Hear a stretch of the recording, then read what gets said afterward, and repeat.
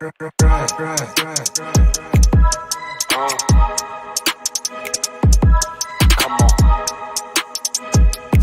It's FASTBREAKS.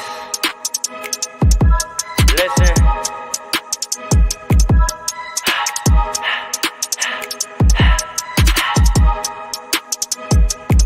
We back with another one.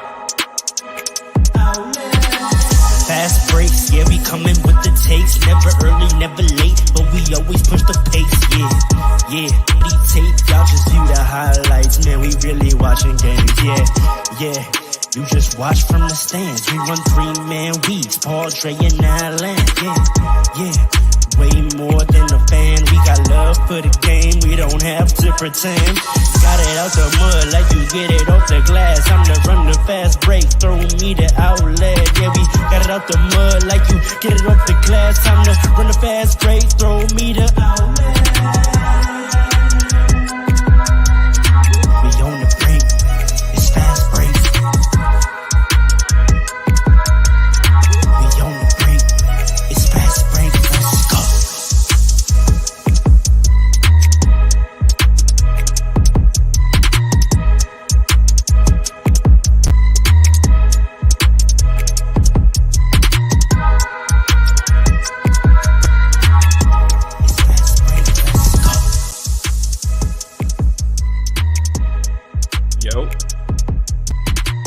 Yo.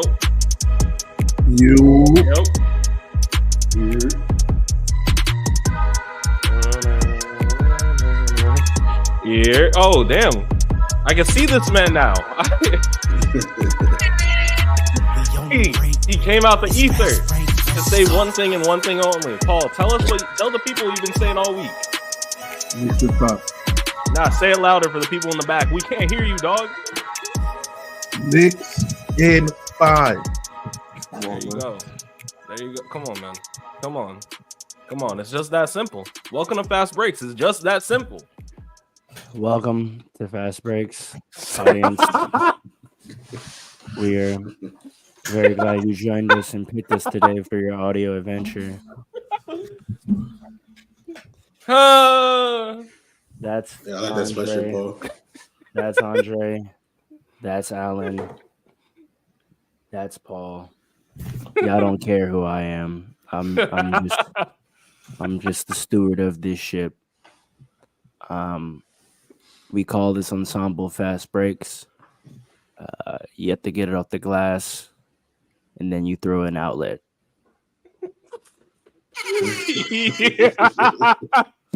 That's what time is upset. Fast Breaks family, our guy Pharaoh, brother Rowe, is in a state of mourning right now. He's in a state of mourning because the Lakers are done. The Lakers are done as a franchise. Maybe not as a franchise, but this season, they're getting mollywopped by the Nuggets, who are just coming out and saying, we don't even run plays. We just read and react.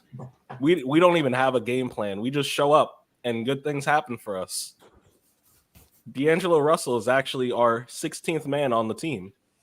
It's okay. It's just basketball, y'all. It's just basketball. Yo. It's just basketball. We're not starting there. Obviously, folks, it's playoff time. Usually the most exciting time of the year for guys like us. A great boon to the mental health, or it can be the exact opposite. It can depress you and mess up your vibes for the rest of your life. But that is the beauty of sports. That is the beauty of caring. That is the beauty of investing in teams and franchises. You ride the roller coaster and you stick with your team through thick and thin. That's a fact. And so you gotta, sometimes you're on a high, and sometimes you gotta just eat what's on your plate, no matter how nasty it is, no matter who cooked it. We're just gonna jump into it. Let's start out in the East. Milwaukee Bucks versus Indiana Pacers. The Bucks have a 2-1 lead behind Dame having two. Oh, I'm sorry. Indiana has a 2-1 lead. Dame jumps out for a pretty incredible 30-point performance in game one, albeit mostly in the first half. but the Indiana Pacers get the last 2 wins last night. Hallie wins the game on a and one floater, finished with 18, 15, and 10. I think maybe he was upset about the most improved player award potentially.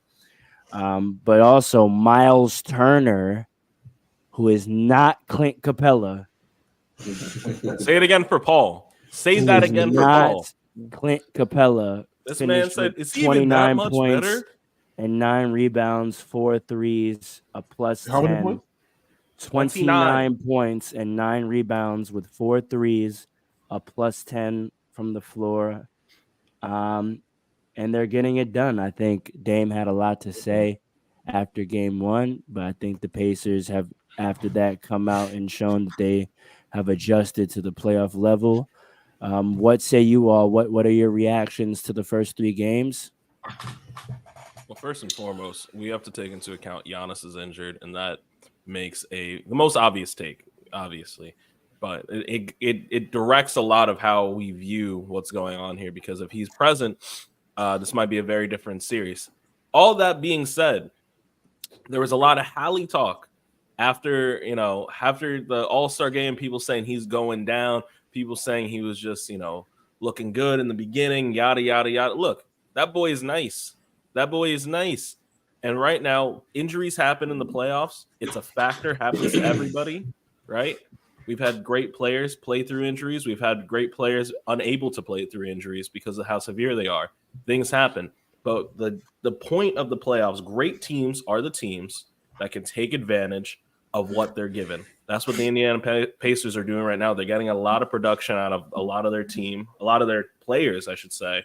They have championship experience in Pascal Siakam.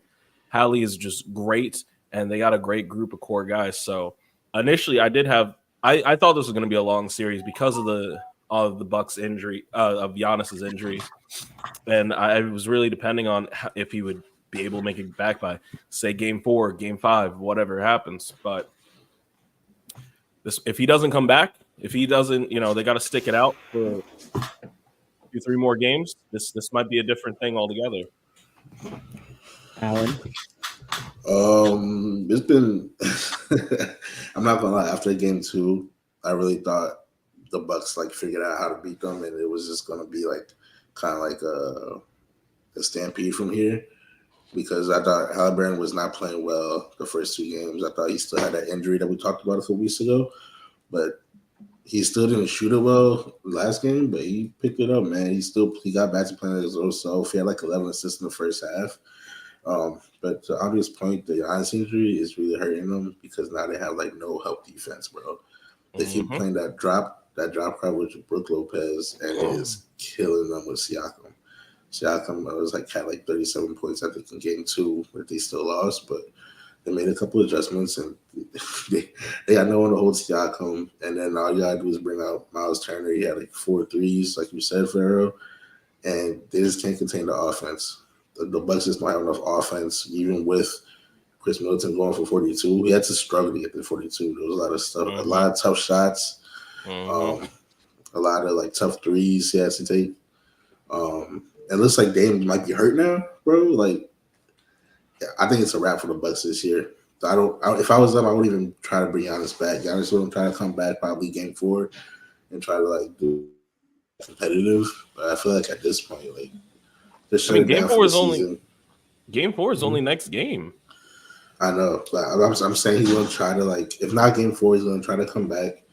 But at this point, I think it's safer to just shut it down because if you're not healthy, Dame's not healthy, I don't think there's much of a point of trying to go out this season. I know that's not how players think, but if I'm looking for the future and my championship window, I would just shut it down this season. Paul, let me ask you: does this sound eerily familiar to how the Bucks season ended last year? I was just thinking that. I was literally just thinking that. Yeah, look, I mean, as far as what's going on the court, though, I mean, you're right, but as far as what's going on the court, man, they're looking like the Trailblazers. that's the problem. Dame is showing that he can't be the best player on your team, and you go anywhere. That's what he's showing. I mean, didn't we already know that? But also, let me ask you this: did Giannis not say this is Dame's team? At least we'll go back to that. Bro, I still can't believe that's what he said. That's just terrible. That's just lip service, if you ask me. Yeah, it is. Yeah, he doesn't believe that. But isn't it fun? Isn't it funny how in the playoffs that's what has manifested? It is Dame out Words have there power. Words have power. by him. Right, they do. Dame is out there Words have by power. himself, looking like the East Coast Trailblazers. Yeah. Yes, they are. Yes, they are. Even though he has help from Middleton. Listen, this is why every game they perform poorly is just more evidence to the fact that all they needed to do, literally all they needed to do from last year to this year, is just get a new coach. Getting rid of Drew Holiday was so stupid. And you're seeing it now. I mean, Their perimeter defense is terrible. Yeah, I mean, they didn't just get rid of him. They got rid of him and got Dame. You know what I mean? Is that stupid? And what does Dame offer you on the take away what you know now, because you see it happening in front of you. Hindsight is 2020. Like at the time, is that a stupid move? Yes, I immediately said that was stupid. Immediately, I've been saying it on this podcast ever since it happened. because there are two sides to a basketball. There are two sides to this game. And while Lillard is offensively just a monster, he's a non-factor on defense. And it's bad. And on a team that's playing in the East, in this era where everyone's shooting threes, right? How many perimeter defenders do they have right now? Pat Bev. And he was an acquisition only halfway through the season. Less than that, too. So just every day, it's just not looking good. It's not, again, Giannis comes back. This is a different conversation. He's one of the best players in the world. He can maybe turn around a championship or turn around a series like this, because he will. He's going to change. He would be a big factor in that drop coverage, because Siakam's not getting easy shots off like that if he comes back. But I don't know if that's going to happen. Alan has a good point. They might want to shut him down. Do we agree? I mean, I think we're all agreed that if Giannis doesn't come back, it's likely looking like the Bucks are cooked. Is everyone agreed on that? If everything stays the same, the Pacers win the series. Do we think if Giannis comes back, there's a difference? But also, what percentage of healthy would Giannis have to be for there to potentially be a different outcome? 80%. Paul, what do you think? Good question, man. I don't know. I think maybe he has to be for him to make a difference. He has to be like 70%. You gotta understand, the Pacers beat the Bucks in the in-season tournament while they were healthy. Mm-hmm. With the regular season, coaching them better. So even if he's 100%, you never know. Because really, what it's looking like is Tyreek just getting better and healthier as the season, the playoff are going along. Mm-hmm. Alan, if we see the same Giannis in the playoffs that we saw last year when he came back from injury, can they beat the Pacers? I don't think so. I think Giannis got to be a little more healthier. He's got to be close to 80% at least. That's what I'm saying. 80. Can't, because what Giannis would bring to this team is he would be able to slow the Pacers down. Right now, they're going to slow the Pacers down and playing. In the playoffs, they're still playing at a very high pace. Giannis would at least be able to slow it down by his paint presence and stuff like that, and it's not happening right now. All right, well, best of luck. That series, hopefully we get a few more games out of it, because it has been entertaining and very intense. Sort of those, middle of the country cities going at it. But you mentioned Drew Holiday, so let's swing over to another series in the East. Only had 2 games, Miami Heat and Boston Celtics. I think no one is surprised that series is tied up 1-1. Really? The Celtics. I'm slightly surprised. Really? Well, then you don't know Miami Heat basketball, and you. No, I do. I do. Hold on. Let me set it up. Yeah. And you fall into the category of people in the country that constantly bet against the Heat and lose their money. Ew, no. That's disrespectful. That's not what I'm saying. Here's how we got here. Game one, Jason Tatum, potentially his first ever playoff triple double. I don't have another I one think in it's my it. I think it's his recollection, first. but I think it's his 28, first. 10, and 10 show like he shows a lot of growth. Shows like looked like he was going to come out here in this playoffs and really kind of put it together as that complete superstar. They get a win in grand fashion. Mind you, Jimmy Butler has been hurt for both these games. He's been watching at home. I don't even think he's traveled to Boston. But the Heat come out on the Celtics floor, a place they're very comfortable on. Game two, Mm-hmm. all five starters score in double digits. They shoot 54% from the 3 point range. Insane. Now, the Celtics, you get 62 points. Sorry, 60. Yeah. You get 61 points out of Tatum and Brown, but the rest of this super powered offense didn't show up. Drew Holiday goes 4 of Nine 12, 1 of points. 4 from 3, but somehow was still a plus 10, which I think speaks to his defensive impact. Correct. But Correct. Kristaps Porzingis, 1 of 9, 0 of 4 from 3. He's a minus 32 on the game. And Derek White, very efficient, 5 of 8, 2 of 4 for 13 points, but he's also a minus 23, only put up 8 shots, and they get absolutely nothing from their bench. Al Horford plays 23 minutes, takes 3 shots, gets 8 rebounds. He's a plus 8. Maybe he needs to be playing more. I'm not sure. Peyton Pritchard, who certain folks on this podcast said contributed a whole lot to their talent, he played 20 minutes and didn't take a shot. What I said too. So I'm coming straight to you, Paul. Yeah. What's your analysis of this series so far?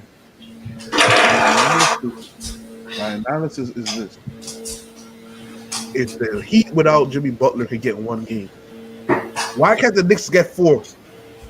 We're going to the finals. Hold That's on. my analysis. All right. I First see of you're all. not ready. Alan, what's your analysis Yeah. of this series? I'm very ready. Hey. My analysis, man, is Spo is nice, bro. I'm not Great gonna lie. coach. I'm not gonna lie. I got trapped again by the Miami Heat. They tricked me once again. I came in, and Boston tricked me too. I came in thinking without Jimmy Butler, he had just no chance because the talent disparity. And once again, they proved me wrong. They do this to me every postseason because they showed me in the regular season that they kind of coasted, but they it happened again, bro. It's the small changes that Eric Spoelstra does that totally disrupt what the Celtics want to do, and they came out to win it again. Like it's just small changes too. It's not even like big changes. It's small changes that I see. I'm not the best at basketball analysis, but it's small changes that even I see, which turn out to be like so like effective and like low key like genius. It's mad impressive. I think the biggest problem with the Celtics is that I think it's their offense. I know Jalen Brown and Jason Tatum had good games, but they were not playing good offensively. I think Drew Holiday surprisingly took a bunch of it was 4 threes. A lot of them weren't good shots.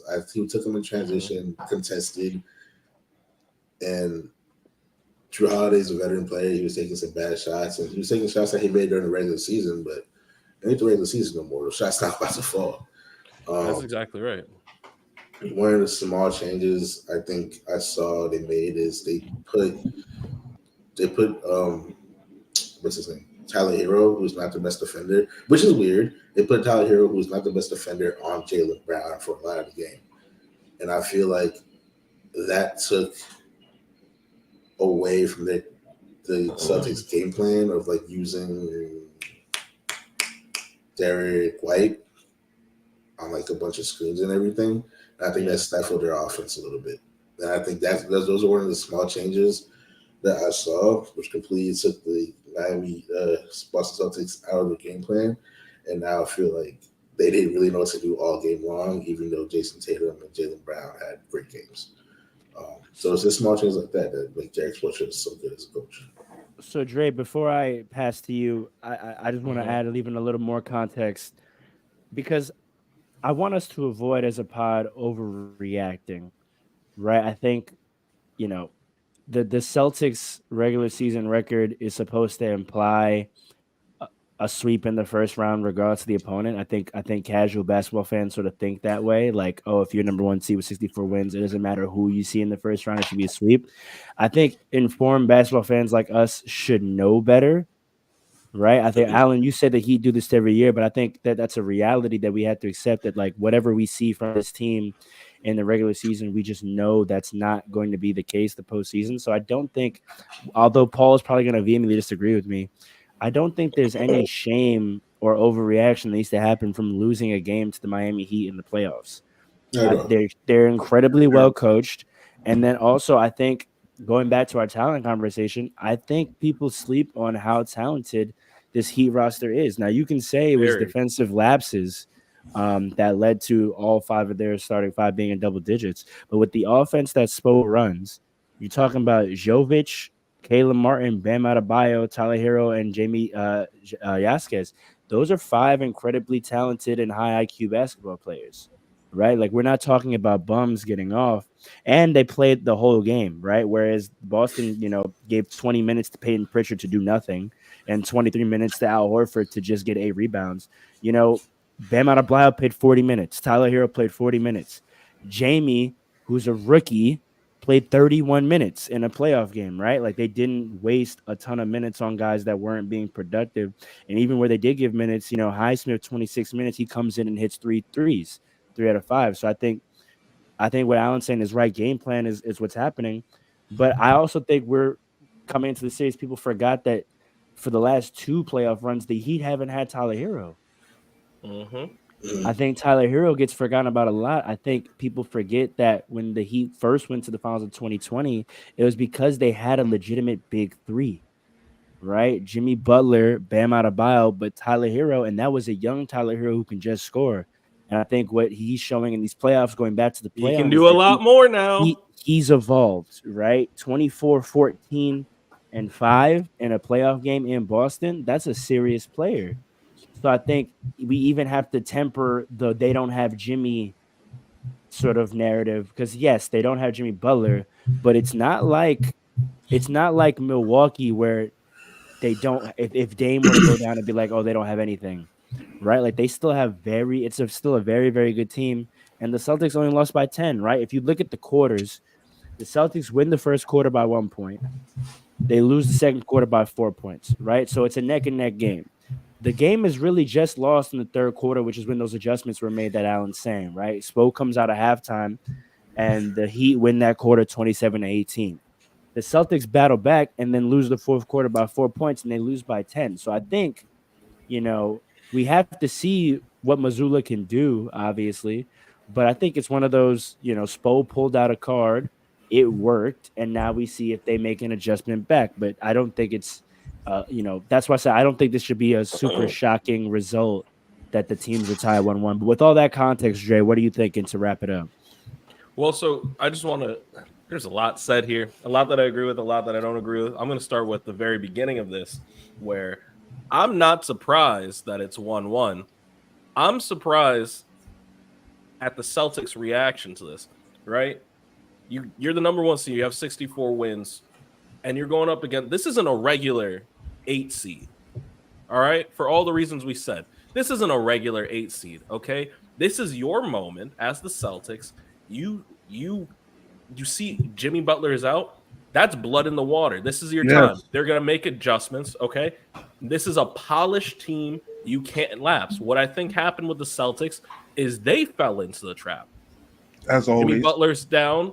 Oh, man, now's our time. Now's our time. No! This is a team, if you the more you mess around with the Heat, the more you're about to find out. That's really who this team is. They will go to the playoffs, to the finals, if you give them an opportunity. They really have like an almost complete team. And when I say complete, I mean a team almost entirely made of two-ways. And whoever is not a two-way is an amazing shooter.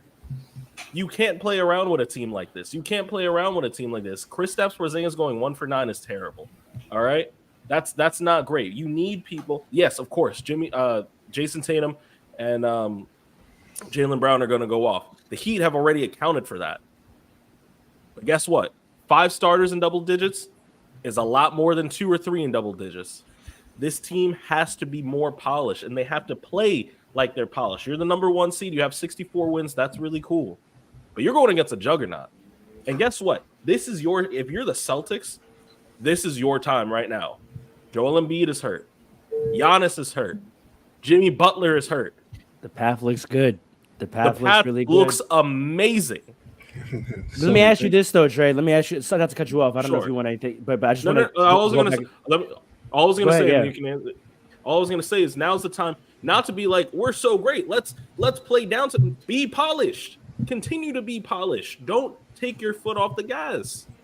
So, what I want to ask about that is, Sure. that sounds really nice and accurate, but is it possible? Because I know we jump a lot to players, and when the numbers are fine, but people still lose, then we start to go to like character flaws, right? Oh, they weren't locked in, they didn't have dog, they're playing with their food, and all that is stuff that can be true. But there's a lot of podcasts recently that have really started breaking down, the true analysis of the game. Shout out to Mind the Game. I think JJ Redick and LeBron are putting out great content.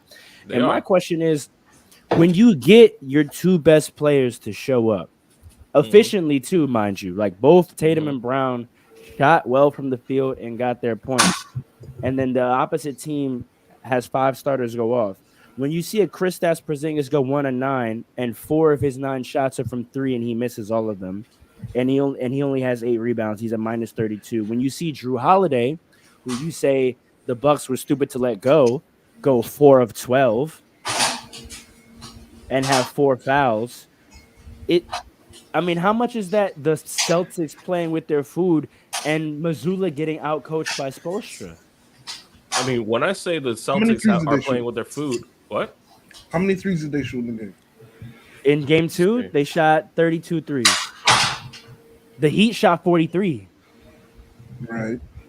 And they made 54% of it. So that's what I'm trying to get at is like, I'm not trying to bail the Celtics out, but I'm just I want us to be meticulous about what the error actually is. Usually there would be a performance by either Tatum or Brown that we could point to and say, oh, one of them didn't show up. That's not the case here. I think, what I was saying again, when I saw them play the Nuggets, Mazzulla has to, and this is what Alan was saying, Mazzulla has to do something else. The idea of just putting Tatum and Brown in space. I think to your point, Dre, I think the Heat are playing we're going to let them go and cut the water off for everyone else, and they won't be able to beat us that way. And I think Mazzulla has to figure that out. And this is what I was saying before about Kristaps Porzingis being misused. There's no way a guy of Kristaps Porzingis' talent and size plays 30 minutes and gets only 9 shots and on a 6'8" center. Right, and on a 6'8" shots, come on. And 4 of those shots are threes. On a 6'8", no, and that can't be the game plan. This is part of being polished. Also, it's a top one. I think people when we talk about being polished, they automatically, as you were pointing out, look at the players. It is a top down kind of thing. It is top down. You start with the coach. You go in. You see, I'm going against a damn near, not damn near. That's disrespectful to him. I'm going against a Hall of Fame coach. This guy's been here. How many times? He was running the East.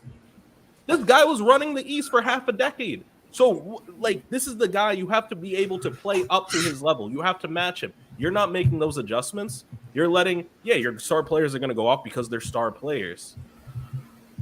But if you're not making the adjustments, as you and Alan were saying, that is a top-down problem. So, yes, it has to be the players themselves, accountability. Kristaps Porzingis has to know, listen, I'm not getting it done. We got to do something else.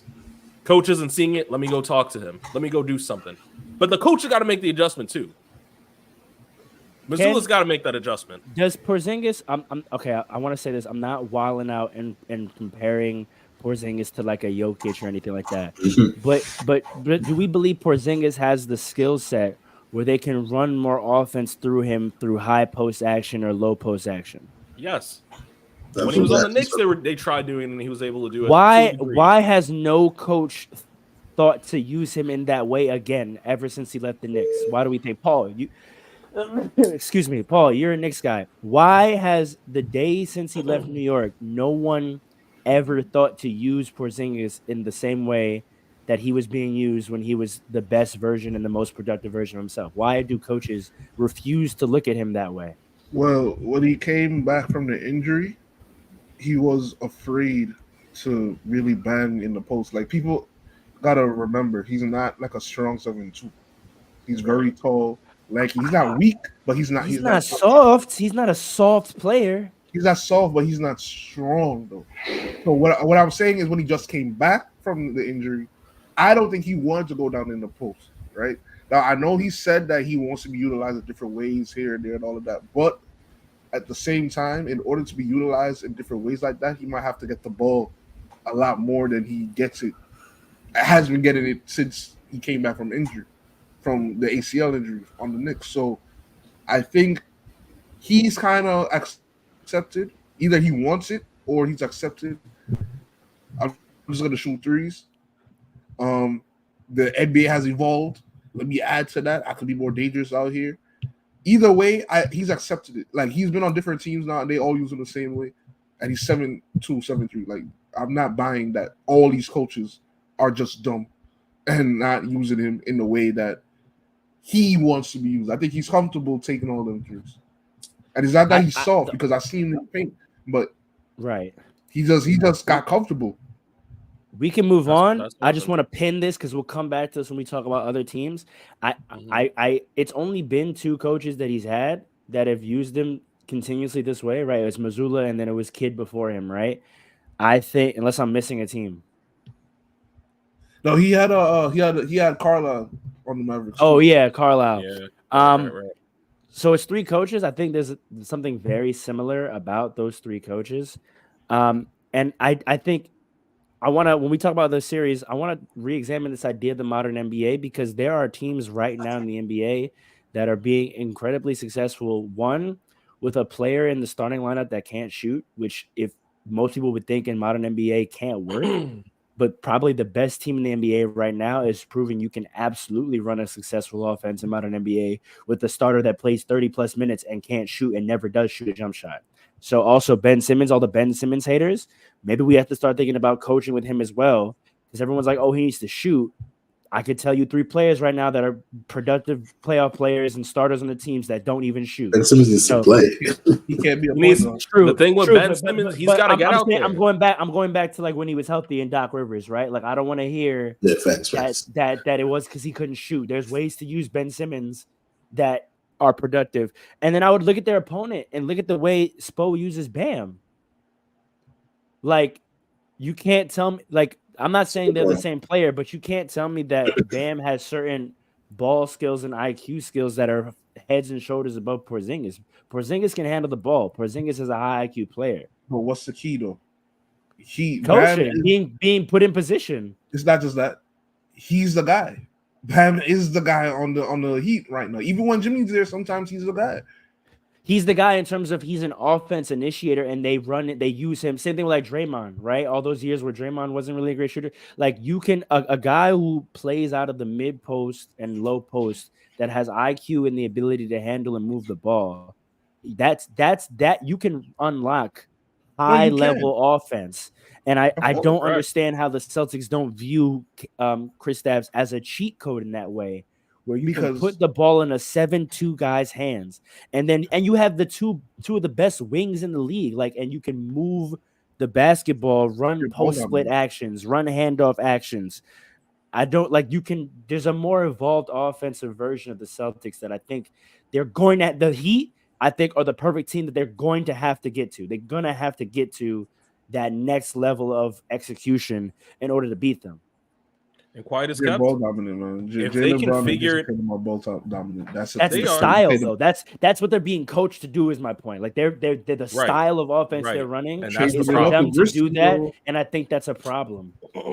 That's a big problem, as you're saying. And let me tell you this: if they figure it out against the Heat, as you're saying, this is the perfect team. Yes, they are. It's clipped. It's clipped for the rest. It's clipped for the rest of the East, and they're gonna have the best shot they have against the Nuggets. Yeah.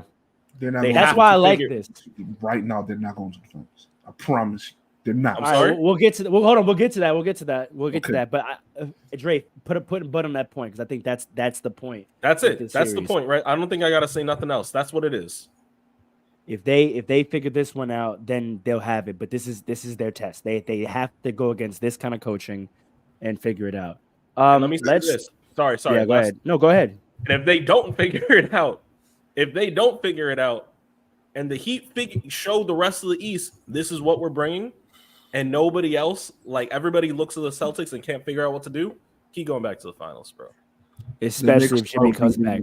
Especially if Jimmy comes back. You know who's gonna, Paul? This is gonna go to you because I know what you're gonna say. If the Celtics don't figure out, the next best chance are the Knicks. We know the Knicks. We know this. Before we get there, let's close out the other Eastern Conference series that only true basketball fans are watching respectfully. The Cleveland Cavaliers and Orlando Magic. Cleveland with a 2-1 lead. They took care of home, handled their business, but Orlando came out at home and went crazy. Was it last night or the night before? Whooped them. 2 nights ago. 2 nights ago. Yes. They got a 121-83 lead behind Jared Allen's 15 points. And Jared Allen was the high scorer for Cavaliers with 15 points. Paolo Banchero with maybe his coming out party as a playoff player, 31 points on 26 shots. What else happened here? Donovan Mitchell went 6 of 16, 1 of 6 from 3 for 13 points. Darius Garland, who there needs to be a conversation about what has happened to Darius Garland's game and where did he go.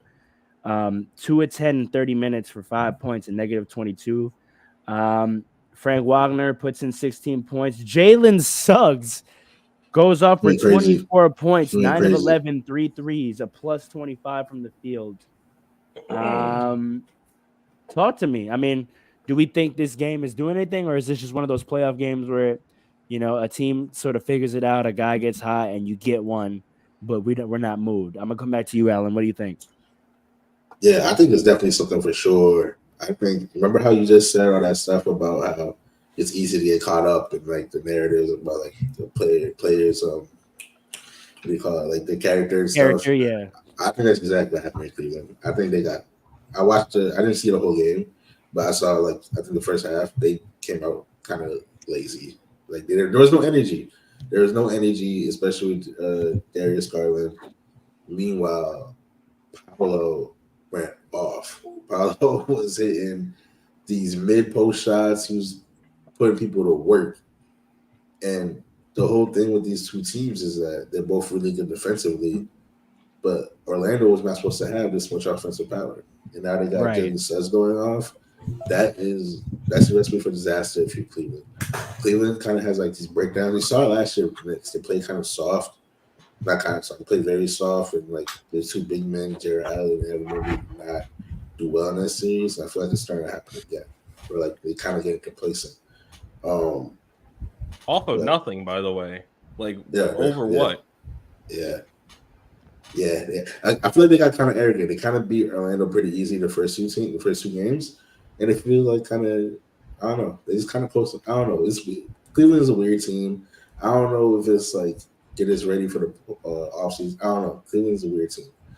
They very much confuse me sometimes because I don't. Sometimes they look like the greatest team in the NBA. They had a stretch where they do that, and sometimes they look like they should be.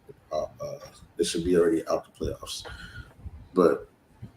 Like I said, man, like Paolo Banchero went off. He's so skilled for his young age, and that mid-post game is amazing. The whole squad is just really good defensively. Jalen Suggs is a defensive beast. He's kind of locking up Donovan Mitchell sometimes, and we want to see where it goes. They might win the series, honestly. I'm not gonna lie. They might pull out, bro. Listen, Dre, let me set you up for this to highlight Alan's point of energy. In the first two games, the Cleveland Cavaliers get over 45 rebounds each, and they out-rebound the Orlando Magic. In the last game, the Cleveland Cavaliers only had 32 rebounds to the Magic's 51. Does that say effort all over it? Oh, yes, it does. First and foremost, I think the thing with setting up Cavs versus Orlando, the Cavs have size at the center and power forward position. The Magic have size everywhere. They have size and skill everywhere, and they are prepared to make a very big run and make a splash. And with this kind of effort play that they're doing, this isn't a team that you can sleep on. because this is a team that people aren't really listen. They were the 4th seed in the East. They know what they're doing. They're coming out prepared, and they want to go to the second round. This is a young team. This is a young team that's honestly watching what's happening in the West and being like, the Nuggets are a young team, and look how they've built themselves up, and look at what they've done. Why can't we be them? They don't have this chip on their shoulder. They're just going out there on effort, and they have the talent to do it. So yeah, effort all around. It's a good coming out party for Banchero, who, by the way, I don't think anyone's surprised at what he's doing, and I think all of us had him in one of our first, second, or third NBA all NBA teams. Not I. Oh, I did because of things like this. I don't know what's going on with Darius Garland. I don't know what's going on with Donovan Mitchell. I don't know if this is just a 1-game fluke. I hope it's not, because this could be a very fun series. I want to see it go 7. I truly want to see it go 7. And I want to see how far Orlando can go, because they are a surprising team. They've been surprising all year, and they're just going to build off of this. But yeah, going back to the question, definite effort. And if you're not going to match them, they could be very much exactly like the Heat, outcoached, making adjustments, and just going off of, the effort of their players. Question: the winner of this series will play the Bucks Pacers. Is that correct? I think so. Nope. No. This is the what? I think they played the 4-5. Six. This is a 4-5. This is 4-5. This is 4-5. So no, yeah, they would play the 2. They would play the 2-7. That's right. Oh, so they're going against the Knicks. Well, we'll get to that in a second. Yes. Which team do NBA fans want to come out of this series? Like, Cavs. all respect to Orlando, like, Cavs. which team is a more viable opponent for a second round? Go ahead, Paul, since you would have to face them. Like, not much, what would be a more enjoyable series? Not who do you rather face? Because obviously you probably well, actually no, I know for a fact you don't want to see the Magic. Right. Yes, I don't. That's the thing, because Paolo Banchero is going to Bad hurt matchup. Josh Hart. Bad matchup. He's going It's to not even just him. You see how they put in Kelly Oubre and Tobias and Batum on Jalen Brunson. Everybody on the starting lineup. Everyone could give Jalen Brunson problems. I don't want to see the Magic. If you play the Cavs, we're getting them out in 5 too. Right? If you play the Magic, that's a problem. They're gonna shock some people because it's just a bad matchup. It's just a bad matchup. I have more confidence against the Sixers than the Magic just because of the matchup. But as far as what NBA fans want, because that's the question you asked, they want to see Donovan Mitchell. Of course. Yeah, that's what I was saying. That's what it is. I think every time Donovan Mitchell plays against the Knicks, it's must see TV. It is. He might get a 50 ball and lose. You're right. And lose. Let's get into it. I'm gonna call it ISO in a second, but Paul, let me set you up. Let me give you all the data. All right. Mm-hmm. The New York Knickerbockers are up 2-1 on the Philadelphia 76ers, and it has probably been the most entertaining series in the playoffs so far. It's had the most narratives come out about it. It's had some of the closest finishes. Game 1, Josh Hart, who is clearly being intentionally left open, goes off for 32 and proves I can shoot. Mm-hmm. I can shoot. Yes, I can shoot. That's a fact. But he also gets a team high 13 rebounds. Jalen Brunson struggles from the field. I wonder who predicted that was going to happen. Not game 3 though. But I wonder who predicted that was going to happen. And the Knicks clear out a win, 111-104. Joel Embiid is clearly playing hobbled. There's shots of his knee bleeding, which means those sutures have not healed yet, which I think is crazy. Absolutely insane. He also has Bell's palsy on the left side of his face, but he's fighting through. Game 2, the Sixers play much better. Brunson struggles from the field again, but somehow gets 24 points. Josh Hart, team high, 15 rebounds. And the non-calls heard around the world. The Sixers have a good lead with 44 seconds left. The Knicks get a steal. DiVincenzo hits a 3. Jalen Brunson hits a step-back 3 and gets blessed by MSG rims. And the Knicks steal, and I am going to call it a steal a win in the Garden, 104-101. But Philadelphia comes out Thursday night at home. Joel Embiid does something that, ironically, Mr. Paul Robinson has been calling for him to do. He went and got 50. Go get 50. He went and got 50. 13 of 19 from the field, 5 threes, 21 free throws. He gets 25 points from Maxey, who wins most improved player, 15 points from Kelly Oubre. The Sixers as a team shoot 49% from three. The Knicks get double digits out of 4 of their 5 starters. Jalen Brunson finally gets going from the field, but mostly he finds a way to finally get to the free throw line, 10 to 12 from the free throw line. But he does go 13 to 27 for 39 points from the field. Josh Hart is proving to, I guess, be the second best player on the team, and he puts in 20 points and 4 more threes. But the 76ers thoroughly handled them and win 125 to 114.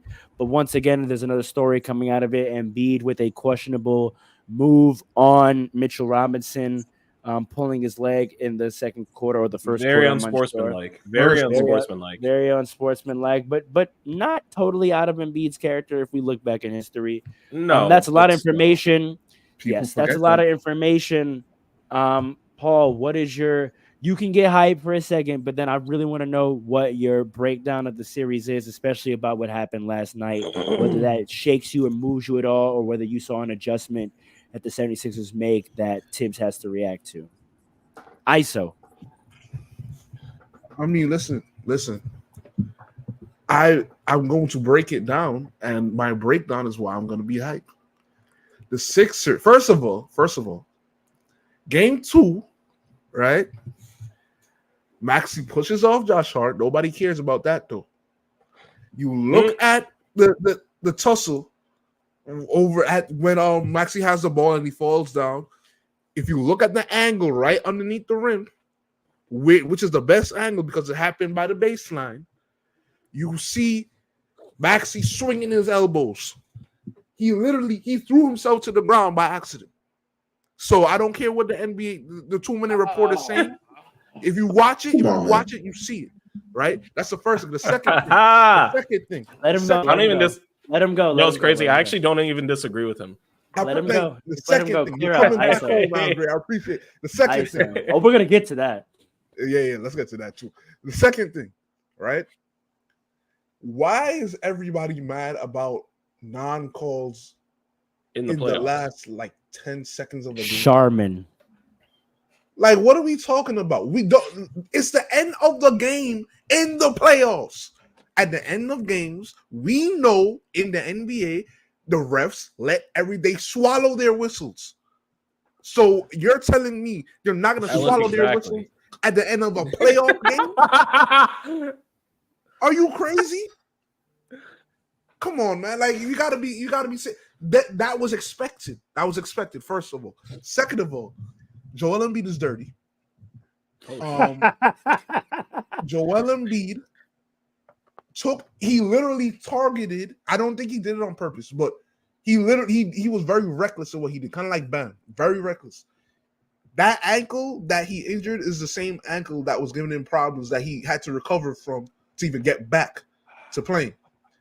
Right? If somebody dove at Embiid's knee, what would we be saying about that person that dove at Embiid's knee? It's the same thing, right?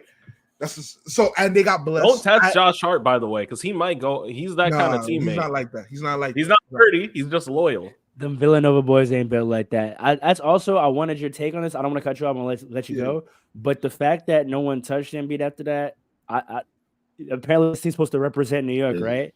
No one put hands on him after that. It's crazy to me, but keep going. The problem is we can't afford. Literally everybody needs to play. Like, if anybody gets ejected, we're not going anywhere.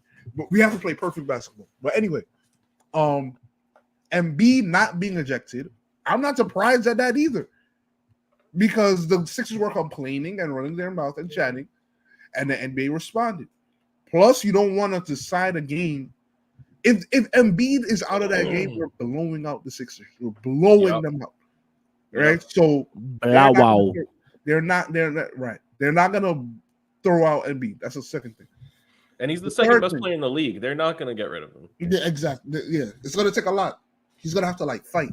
Yeah, you have to think about that for a second. And he's like, wait, no, but because I'm so upset. If he were healthy, I think he just put 50 on a very fresh meniscus and Bell's palsy. Like, I think if he were fully healthy, his performance in these playoffs, there would actually really be a debate about it. But we can't. Not right now. There's not. That's a fact. That's a fact. And the unfortunate thing is, this has been a narrative of his career. So it's not even like this is like an isolated thing. Like it's always like this for him. But anyway, keep going. Keep going. Which is why he should have had 50 against the Celtics, not against the Knicks. Because he was healthy that time. You never know what he's not going to be. What he's going to be healthy in the playoffs. But anyway, it's a very interesting point. The third thing, right? I do not expect, because that 50 ball, it wasn't just a 50. Like, our plan is to just let Embiid go off. We're not doubling him. We're playing help, but we're not like hard doubling him, right? Right. Tyrese Maxey's a problem. In the third quarter, a lot of those role players made a lot of threes, and that's what really killed the Knicks, right? I don't. 76ers shoot 48% from three. Right. I personally do not see that happening again. I see Jalen Brunson is back. I told some of my friends, like, the most important thing in game 3, before even game 3 even happened, I said, I don't care if you win or lose like that. Of course I want us to win, but most importantly, I want Jalen Brunson to be back. How are you feeling? Let me hold you there. How are you feeling about Jalen Brunson's performances in those first 2 games? In 2 wins, you as an educated fan, how are you feeling about that? I was worried, honestly, because I've seen him perform. This is not Julius. I've seen him perform in the playoffs. I just wanted him to say it. I've seen him perform in the playoffs. He was playing like Julius. But do you give me any credence to what I was saying about the adjustments and how teams were going to guard him in the playoffs? Like you was saying, oh, they've been doing that all season, but like those first 2 games show you what I was talking about. Like, yeah, I think. But at the same time, that's what they do. They've been doing that. You know what I mean? It's different though. The energy and effort and execution of it in a playoff game versus in a playoff game, he's still small. That's always what I go back to. Like at the end of the day, if you put length and size on him with effort and intention, like that is what happened in the playoffs, he's going to be affected. Yeah, that's a fact. There's no way around it, unfortunately. The adjustment he made is to not force the issue and just let the game come. Exactly. Right? Like he started passing the ball off more and getting more assists because they were playing him heavy and being more decisive. With Stephon Marbury did an interview the other day, and he said he just needs to be more decisive. Correct. Like he's getting by his defender, and the help is coming, and he's like turning back into the defender and allowing the defender to catch up and do all these fakes and this and he just needs to go up, shoot, drive, stop, pull up, no hesitation. Right. And I think that's absolutely a beautiful take by Marbury, because I think that's actually what I was trying to get at before. I think that was the bad habit he had from how he was being covered in regular season. No one in the regular season was trying to take the ball out of his hands. They were just trying to show aggressive help. So he could dribble basically in the trap as long as he wanted until something opened up. And that's how he was getting a lot of his assists. That's exactly the nuance I was saying is not going to happen. In the playoffs, they're not going to let you sit there and dribble 13 times, even in a double, until you find your look. They're going to try to come get the ball out of your hands. I think you're absolutely right. The adjustment was to like quick read and react, get off of it as soon as the double come. And the last game, he had 13 assists. Keep going. Yeah. And it's funny because I remember the last time the Knicks made the playoffs, Kenny Smith was saying the same thing about Carmelo. When he gets the ball and just makes a decision quickly within like 2 seconds, he's unstoppable. Right? When he gets the ball, holds the ball, and just looks around and jabs him, that's when it creates problems. Right? So it's a similar type of thing. Is that Julius's playoff issue as well? Can we give him some grace that's just the lesson he also needs to learn? I've seen Julius miss layups. Wide open jump shots. Yo, it's not happening. No grace. Grace. The man is hurt. The man is hurt, and he's trying to fight his way back for you. And you. I don't want to talk about it. I don't want to talk. That's why I don't want to talk. Here's about the thing. It. Because Paul doesn't want him back. Paul's looking at his starting power forward right now. Listen, for the next few years too. Honestly, I know you're not talking about Josh Hart. I know you're not. I know we're not. That's exactly who I'm talking. That's what Paul wants. That's their starting 2 guard. But he's their starting power forward right now. Andre talking about himself. What are you talking about? Me? That's what he wants us to say. But anyway, wrap it up. Put a button on it. Yeah. Put a button on it. Yeah, all I'm saying is Jalen Brunson is back. That's a problem for the Sixers. They have to shoot that well again to beat us, and they won't. Knicks in 5. You sure about that? Allen, you sure about that? Yes. Allen, what do you think? Tobias and Kelly Oubre not doing that again. Oh, brother. Tobias is not doing what I told him to do. Wait, Alan, let me ask you this question. What's more likely for Josh Hart's shooting success to be sustainable or for Tobias Harris and Kelly Oubre to continue doing what they're doing?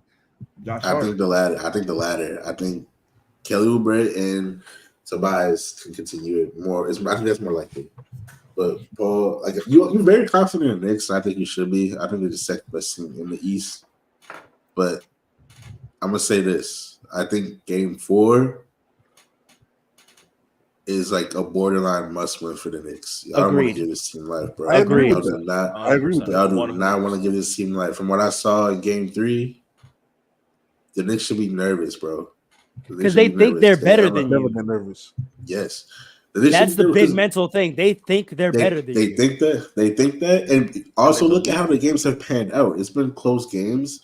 Look what happened. They should have won Game 2. In their minds, they know in their head and they think they got cheated. They think they got cheated, and they think they had like their own little mental lapse at the same time. And they're just thinking to themselves like, nah, we should have won that. That's on us. They think they're better than y'all. And on top of Game that, 1, quiet as kept, was like a game in the fourth, and if Joel hits two more shots, like that game could have went a different way as well. Yes, Game 1 was close too. So y'all should be nervous. And on top of that, I don't think, because you said that you think it's not going to happen again with the role players showing those threes. I think it can, because those threes just weren't happenstance. That was also game plan that came out of them just switching. Like they did this pick and pop actually with Embiid. And the Knicks are just like flashing people, the third man over, and leaving the corner open for Kyle Lowry and Kelly Oubre to make threes. And that gave him so many opportunities. And I think Thibodeau is going to make an adjustment to that. But like it's stuff like that makes the Sixers so good, and then being such a matchup buster that y'all should be nervous about. The only thing that's going to stop them is Embiid's health, obviously. And also, quiet as kept, one more thing happened in Game 3. That did not happen in Game 1 and 2. Embiid looked like he was like not dead by the fourth quarter. The first 2 games, he looks like he's gonna help you. No, I'm not gonna hold you. He looks like he's gonna help you, which is crazy. That's how meniscus hurts. Go ahead, Alan, and then I'll talk about knees. By the fourth quarter in Game 1 and Game 2, Embiid looked like he was literally like a dead man in that quarter. He couldn't do nothing because he's in pain. Game 3, it was a different story. So I think y'all should be a little nervous. Sorry that I gotta say. We're winning. Hold on, every close game. Before I'll bring it to you, Jay. But before, just quick update, because I am a knee expert. Fans, if you don't know, I've had and Dre as well. I've had. Yeah, that's what I was gonna say. Actually, yeah, I know. I can feel it right now. Yeah, I can feel it as we speak. I've had Alan too. Oh, you did, Alan. Okay, so I've had ACL and meniscus on my left knee, and I've had meniscus on my right knee. So I know what it's like to just get the meniscus repair. And I'm assuming he got a meniscectomy, which means instead of sewing the tear up and healing, he clipped it. So I played half my senior season with the tear because it was a non-displaced tear on the outside. So they said, I'm not going to tear it anymore. It's just going to be uncomfortable. And you can get the surgery whenever you want. They said presently right now. They said you can clip it. They said you can clip it and be back playing in a month, or you could sew it together and then your season is done, or you could just rehab it and play with it. And I was like, bet I'm gonna just play with it. And then after the season, I had it just clipped, and I really was back playing in a month. But that's the thing. Once it's clipped, there is no literal injury in the knee anymore. But 1, you got to get the swelling down, and 2, your body has to adjust to the lack of cartilage and impact protection. So part of what he's dealing with, like when he keeps grabbing his knee and like going down, it's not that something's hurting there. It's that he's probably experiencing those bone-on-bone sensations for the first time. I don't know if either of you have had any meniscus work. Bone bruises are the worst. But when before you learn to adjust to that and your body like molds kind of to protect you from it, when you clip that piece of meniscus, that area of the top 2 bones start to touch, and also like duration starts to play an impact. Like the longer you play and the more happens, there's fatigue that happens in the knee from the bone-on-bone contact. But as you grow an endurance to that, and also as the muscle structure starts to come back because you were off of it for a little bit, it's only an injury you get stronger from, right? As long as you don't get re-injured. So that is the thing you have to worry about, is that Bell's palsy aside, he's only going to get more comfortable and confident in himself and in the knee. Now, the only caveat I'll get to that is that bleeding we saw, because that to me means that his sutures haven't healed yet. If this mofo is out there playing with the sutures still in his body, that's the craziest thing I've ever seen in my life. It's not that it's so bad. It just means that he's really fresh off the surgery, so much so that he hasn't even gone back to take the sutures out and the wound hasn't fully healed. The internal structure is fine, but it just means that in terms of the comfortability point I'm talking about, he's really had no time to even get used to how his knee feels. And it's happening in real time. He's learning how his knee feels, how he can move without discomfort and whatnot. But that does mean he's only going to get more comfortable and more confident. And mentally having 50, getting to the free throw line with that, I think you should be nervous. His shooters are shooting. He's only going to get stronger and healthier. Dre, what do you say to that? They got to beat them right now. Oh, yes. They must beat them right now. Let me tell you something. Everybody else in the league, in the East, is being like, the Knicks got to do it. Because first and foremost, he is going to get more comfortable. He is going to get more comfortable. I will say this, though. The sustainability problem is he's going to have another game of discomfort. And the Knicks better pray that's game 4. Yeah. The Knicks better pray that it's game 4. Because if it's not game 4 and they win this series and they get a little bit of rest until the next round, he might be able to take them to the conference finals. So they got to beat him game 4, game 5, get him out of there. That's the whole take. I think they can do it. They got to make the adjustments. Everything that's been said before, watching Brunson play, he's great. Being decisive is important. I think anybody who's handling the ball at a high level like him, everybody listening, pay attention. Got to be decisive and not just dribble. Be decisive. Get your players going, especially when you got guys like DiVincenzo. That was a shot, but we'll let it go. When you got guys like DiVincenzo and Hart and all these guys, Hart can't hit shots like that, but if you give him enough open shots, he'll make a couple. You know what I'm saying? I think he may be changing the narrative, no? Yeah, no, he is. 24 points is not nothing. You know what I'm saying? But going back to my original take, I'm loving this series. I want to see the Knicks go far, but they got to do it right now, or else if they stick around, if the 76ers survive to a game 6, this is a problem. This is a big problem. I'm not afraid. All right, let's cap it there. We could talk about the Knicks all day. We're gonna keep talking about them. Let's head over to the West, y'all. West, and that's where the energy that I've summoned is gonna fall. But we'll get to that later if we have to. We don't have to get to it actually. But, no, let's get to it. No. Let's talk about the other team. The Clippers. I hope Mr. Darian, Mr. Clipper, is watching. So the story of the Clippers Mavericks is going exactly as I thought it would. It's going to a script T. This is exactly how I knew this series was going to go. Game 1, 5 players in double digits. Russell Westbrook plays pretty solid and officially come off the bench. Terrence Mann, 13 points. James Harden, 28 points, 8 assists.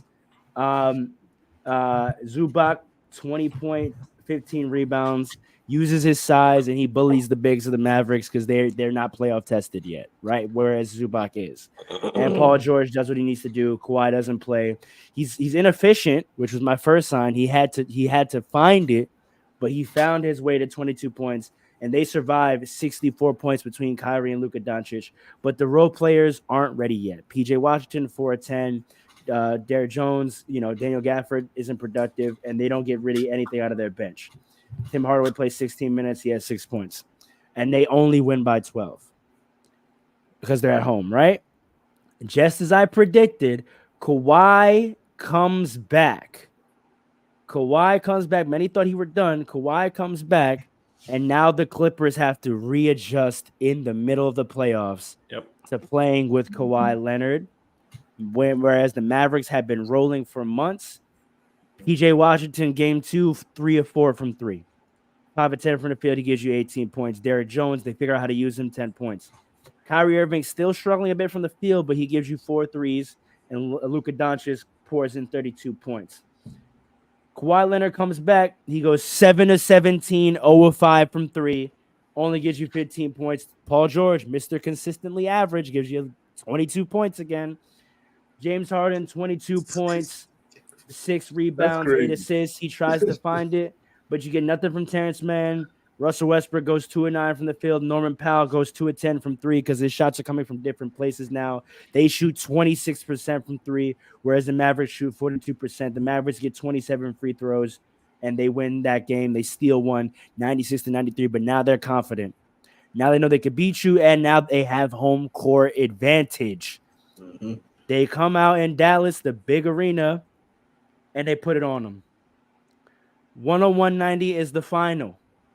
We look at the box score. Kawhi Leonard, 25 minutes, 7 shots, because he tries to overcorrect. He thinks he went too hard and shot too much. Now he's like, maybe I should move the ball. He only shoots 7 shots, 9 points. But what does that do? Throw Paul George's rhythm completely off. Paul George, 30 minutes, 3 of 11, 1 of 6 from 3, 7 points for Paul George. But you know who the mastermind of why this offense doesn't know what it's doing? Like I said before, James Harden, 21 points, 5 turnovers, 2 rebounds, 5 assists in 44 minutes. Shoots great from the field, but no one else does. Norman Powell figures it out, 7-11, 4 or 6, but that's not going to get it done. Meanwhile, the Mavericks come out, PJ Washington, another 10-point game. Derrick Jones Jr., another 11-point game. They're figuring it out. And Kyrie finally shoots officially from the field for 21 points. They lost when Luka Doncic only scored 22 points on 7 of 25 from the field. He shot 3 of 14 from 3, and the Mavericks won. How many assists do you have that game, Fredo, if you see it? 9 assists, 10 rebounds. Figured. Yep. Can I go first? Hold on, let me just say, the Mavericks shot 26% from 3 and 1. The Mavericks only shot 19 free throws and won. Russ gets ejected. It's clipped. Russ gets ejected because he tries to do what Russ tries to do and like dog life into the team by being a tough guy, and he gets ejected. He also how he does it. He also did nothing. 0 of 7, 0 of 4 for 3, 1 point. He had 1 point. Point. That was one of his worst games I've ever seen. I was very upset with him. Not me. One of his worst games. Not I. Yo, go ahead. Lakers Russ came back that night. Go ahead, Paul. Listen, we need to learn a lesson from these playoffs. It's not just about the Clippers. There's other teams like the Suns that's kind of going through the same thing. Yes. So many cooks in the kitchen. You put a bunch of superstars together, ignore basketball principles about chemistry, floor spacing, maximizing strengths, getting players whose strengths are your weaknesses as a team. Yeah. Like all of that, you ignore all of that and just get a bunch of stars, you're not winning.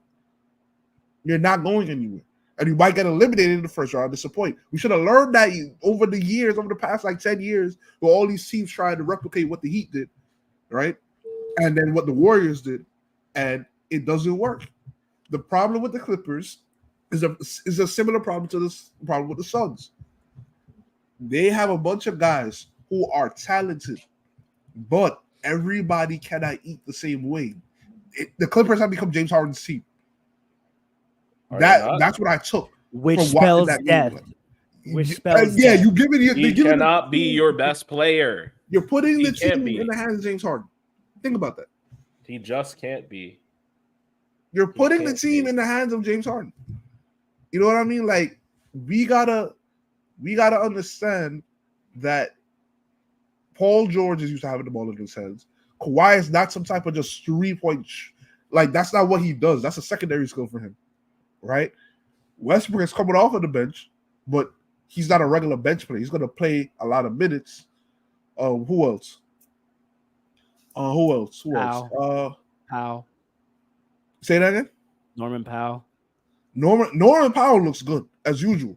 because he's been pretty consistently fine. Terrence Mann.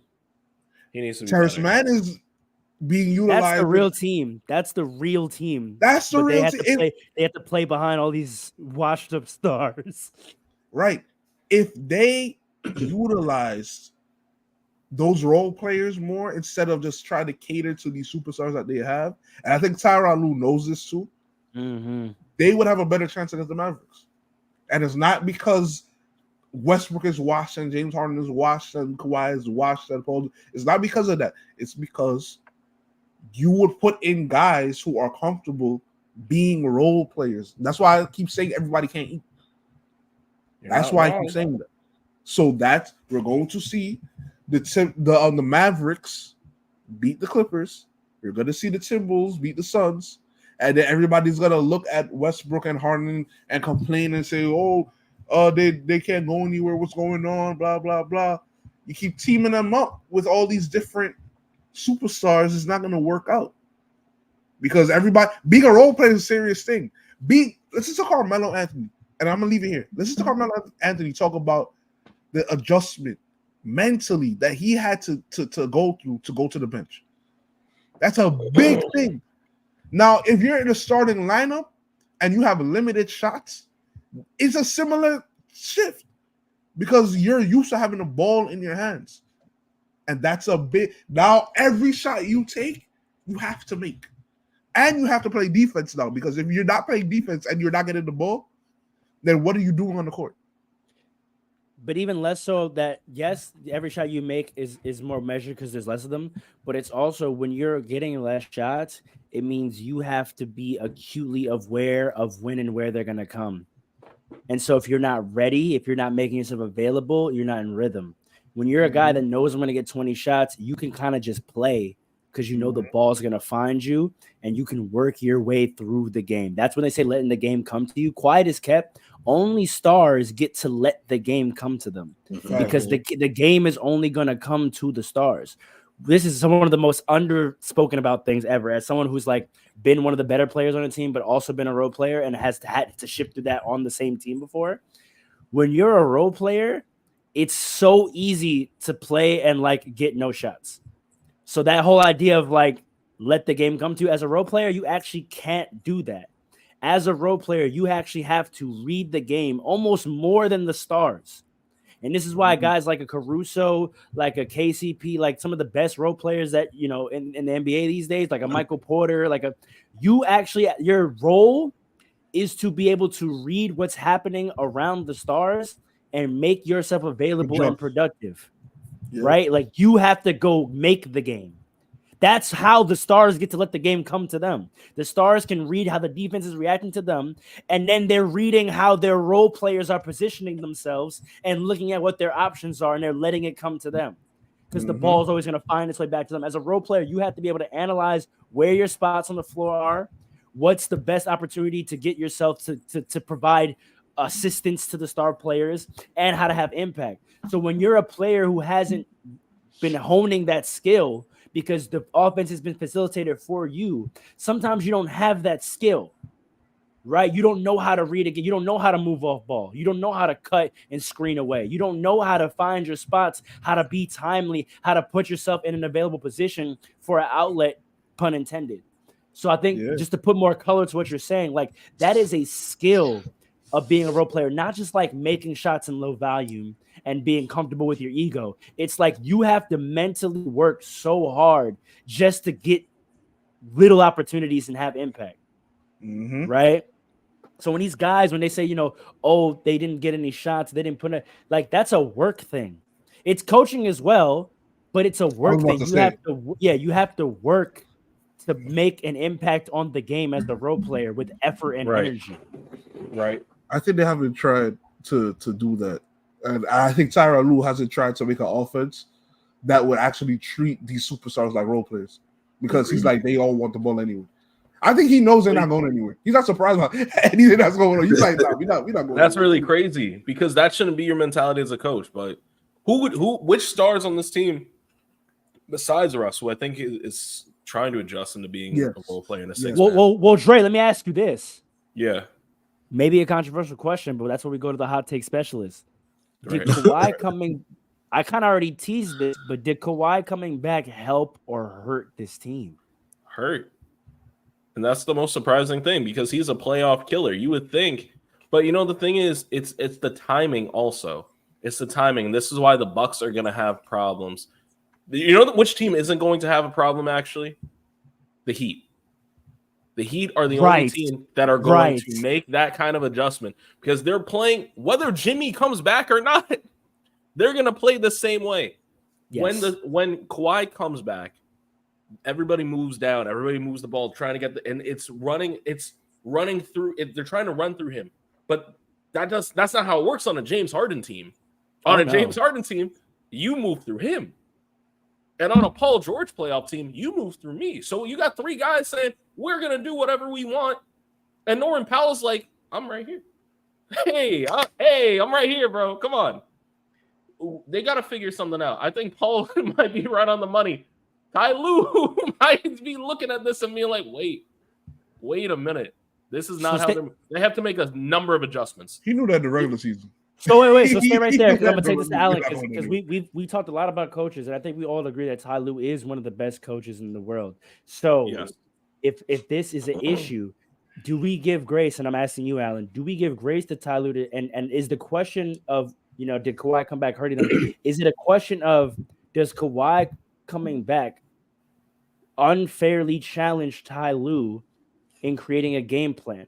Like, should we speak more about how difficult that is on a coach when you don't have a player for the end of the season and you come up with the game plan of how to attack and defend, mind you, how to attack and defend a team with the amount of players you have, and then a player of the magnitude of Kawhi comes back and you have maybe one practice to try to incorporate him back into a game plan for both sides of the floor. As good as Ty Lue is that too tall of a task? And it's kind of been the same issue all year, right? Like he's had to try to figure out how to make this kind of work. What do you think? That's a great question. That's a good question. And the answer is kind of like yes and no simultaneously for me. And I say that because it's much like Paul said. They haven't come up with an offense where all these four guys are like in a perfect role for each other. They are still kind of like doing this weird mismatch hunting where they try to like do a screen and try to get Kyrie or Luka to go one-on-one against James Harden or Paul George or even Kawhi sometimes. And it's not working, bro. Like when you doing that high pick and roll, all it takes is like, I know how you always say defense is a skill, Pharaoh. That is true. When you play basketball like that, at that point, defense is just effort. And you can see it with Luka and Kyrie. They're putting mad effort in on defense. They're moving their feet. They stand in front of people's bodies. And Paul George and them just cannot figure out how to score on them. It creates like a very inefficient last-ditch effort shot. So Ty Lue has to kind of find like an offense where he has some actions going. And I hate to say it, but Paul, sit Kawhi, bro. He's clearly not. He said it last night. He's not. He isn't responding how he wants to. He's not healthy. That game one where they completely destroyed the Mavericks, they played through Paul George, and just like Pharaoh said, Paul George was able to find his rhythm a little bit. It took him a while, but he was able to find his rhythm. Other players, the role players, were able to find a rhythm and have like some big shots, and they just played very well. You gotta sit Kawhi Leonard and let them other players just go out there. It's just too many cooks in the kitchen. I think Paul said that, too many cooks in the kitchen. And just 1 second, Dre. But like conversely too, on defensive end, I saw something that they did in game one that they have not done since, and I don't know why they got away from it. The reason why I asked you for how many assists did Luka have is because I don't know if y'all saw, but it looked like to me Luka had like 100,000 lobs to like whoever the center was in that game, and it was an alley-oop every time. And I feel like in game one, Zubac's wasn't letting him do that. They were kind of like staying off of him, protecting that lob, and like kind of forcing Luka to like finish a little bit. And that was like weird to Luka because Luka was like not expecting that, so he would take kind of like these little floaters, little middies, the little midi floaters. And I feel like that worked really well for them first game, and they just didn't they never got back to that. And now Luka's just doing all these lives. Luka's getting 3-point shots and step backs and even just playing defense. And like, so just to go back to your question, Pharaoh, like I do think it is partly what you said about like Kawhi coming back and like this not the best situation for a coach and maybe a tall task. But at the same time, like it's Tyronn Lue. We have like high expectations for him. He's the best probably at in-game adjustments. Right. And, like he's gotten away from like doing the things that we saw him do even in game one. And maybe Kawhi's to blame for that. Just say Kawhi. Like, you guys say Kawhi at this point. I don't blame. I didn't hold on, because I didn't want to cut him off, but I don't. Apologies if I'm tooting my own horn here, but this is exactly what we were saying when we previewed this potential matchup back in like February. Mm-hmm. Like both these teams, we knew their style was going to matchup hunt, and I said the Mavericks will be more successful at doing that because I don't know what Zubac is going to do in those coverages with the size that the Mavericks had attained after the trade deadline. Having Gafford, having Derek Jones, and having PJ Washington, who's a roll and a pop threat, I said when Luka comes off, he's going to be able to take his pick. Meanwhile, they have length in the defensive end, so they can do all the switches they want. Kyrie and Luka are just going to shade Paul George or James Harden into the help and force a tough mid-range shot. And that's exactly what we're seeing. Dre didn't believe it because he didn't see it yet at the time, but I think he believes it now. That little lob action is exactly what was going to happen. Because even though Luka was missing those shots in game one, I bet your bottom dollar in film, the reason they made those adjustments is they didn't like that he got that look so often. And they said in game two, he's going to know that he's going to get that shot. He's going to make it. So we have to switch it up on him. But he was watching film too and said, bet, they're not going to let me keep taking that. When they step up, it's going to be a lot every time. And that's what he's doing. He's making the adjustment. He's showing that he is one of the best players in the NBA. To Dre's point, he's starting to play defense now, which is a scary sight. I don't know if he's going to be a defensive impact player, but he's putting in the necessary effort. And I think there was a stat that like Paul George and Kawhi are scoreless against him. And James Harden. All three of them have not scored a point on him this series. That's insane. That's nuts. Because if we're matchup hunting, I said we're matchup hunting. I said at the end of the day, Luka's 6'8", bro. Yes. You can hunt him all you want. Luka's 6'8", bro. Even Kyrie. Kyrie's doing pretty good defensively too. I never look at Kyrie as food. Every time he made a long playoff run, he had stretches where he played incredible defense. And people sleep on that. But he's never, ever been food. He's from Jersey and Uptown. He reserves the defensive energy for the playoffs. We heard what you were about to say, but don't worry about it. What was I about to say? Don't worry about it. All right. All I'm gonna say is this. I've been waiting a minute. Last point, because we got some other series to get to. Thank you. All I'm gonna say is this. I don't remember when I said it. I don't remember if I said it on the podcast or I just said it to y'all. He may not have even said it. No, I definitely said it. I said if you put Kawhi on the bench with Russ, they're unstoppable. They would actually be unstoppable. 100%. I don't doubt it. I see the adjustments now, and it could be a big thing. But they'll only be unstoppable to the end that Zubac figures it out. Yes. That's it. It's that's the thing. It's such a small adjustment that they have to make so small they could go so far, but they're not going to do it. They're not going to do it because of pride. It's going to be a downfall. I think it's also just temptation. Like, I feel like if you have Kawhi, if he's not hurt, it's hard not to feel like you want to play him 35 minutes. It doesn't gotta be for the entire playoff run, just this series. Still a tough conversation. Go beat up the bench. My word, go beat them up. Go do it. All right, let's move on. The Clippers don't deserve as much talk. Quick, go ahead. You could only lead those who are willing to follow. So I do not blame Tyronn Lue. Yes, agreed. I do not blame Tyronn Lue for the lack of offensive continuity. Continuity and creativity. Because they're not with that on that team. Go ahead. James Harden is who he is. This is exactly what we said it was going to be. I wouldn't be surprised if they don't win another game. I'm being fully honest. Me too. Paul George might go. A lot of that that's about to in the West, actually. Relax. Paul George Maybe Michael tonight. get you one. Relax. Paul George Michael get you one, but outside of that, and going into this next series, I want to say, and also the other series, we are seeing the changing of the guard. Going back to the title of one of our old episodes, it's happening before our eyes in the West. In the West playoffs, we are watching the superstars of the last generation. I told you, old ass. Succumb to the and I think the poster child for that, who like is like wearing that on his sleeve, is like that's exactly what I'm trying to do.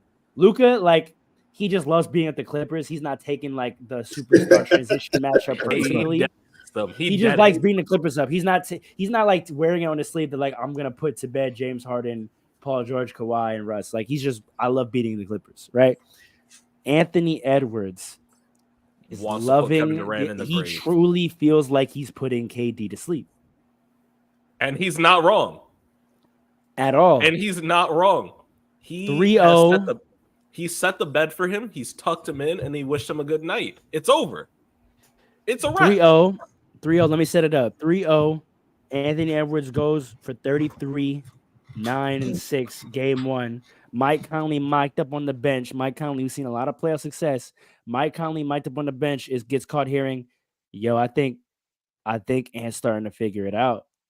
And he literally like looked at us and he was like, I think he's getting it, bro. Like I think, and that's what it's starting to look like. Anthony Edwards, also from a personality standpoint and an energy standpoint, he's. I know I was poo-pooing the comparisons early in the season of like I wasn't seeing him be that next guy like that of the ilk. I'm not even gonna mention their names, but like people were putting him in that lineage. Who's his father? Now I see it. Who is that man's daddy? And I'm not even talking about play on the court. Like the way his demeanor has changed, the way he conducts himself, the energy and the way he's conducting himself in the playoffs. Him and Ja.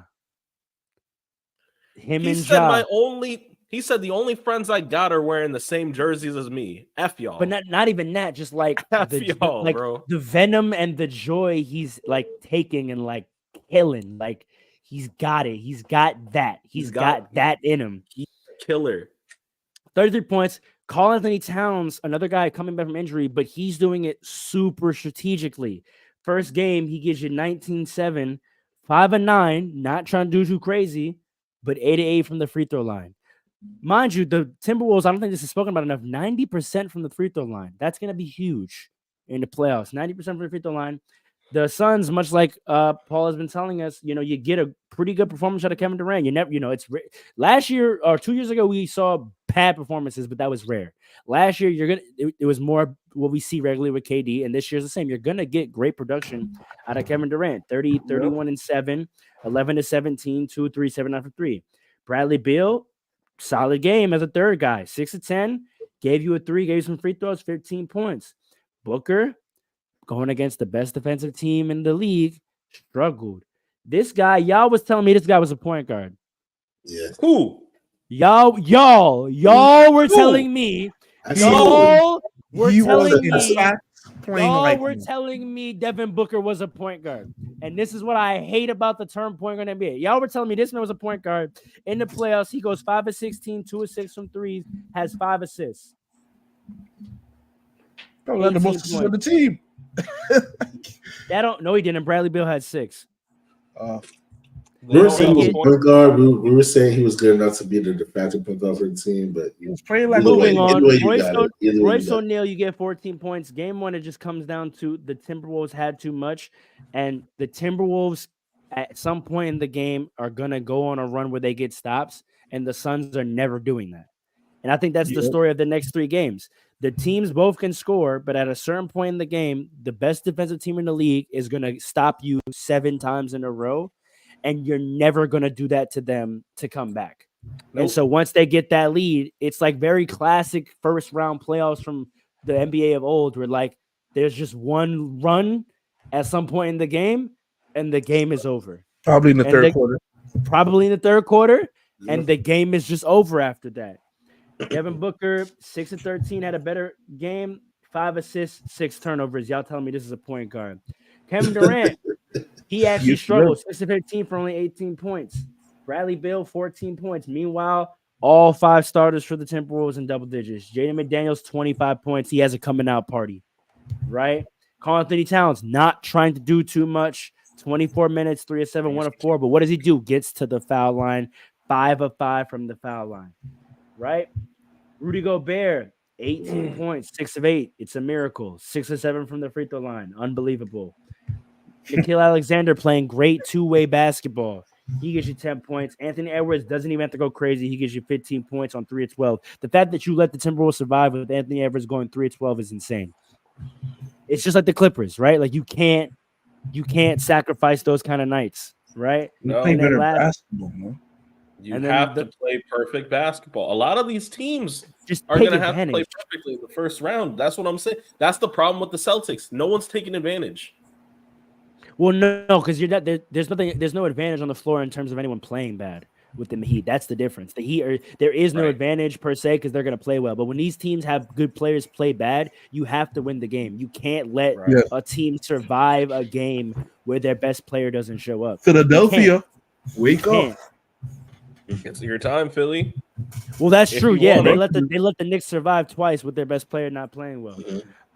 Twice. But the difference there is there was other players playing well that you had to tip your hat to.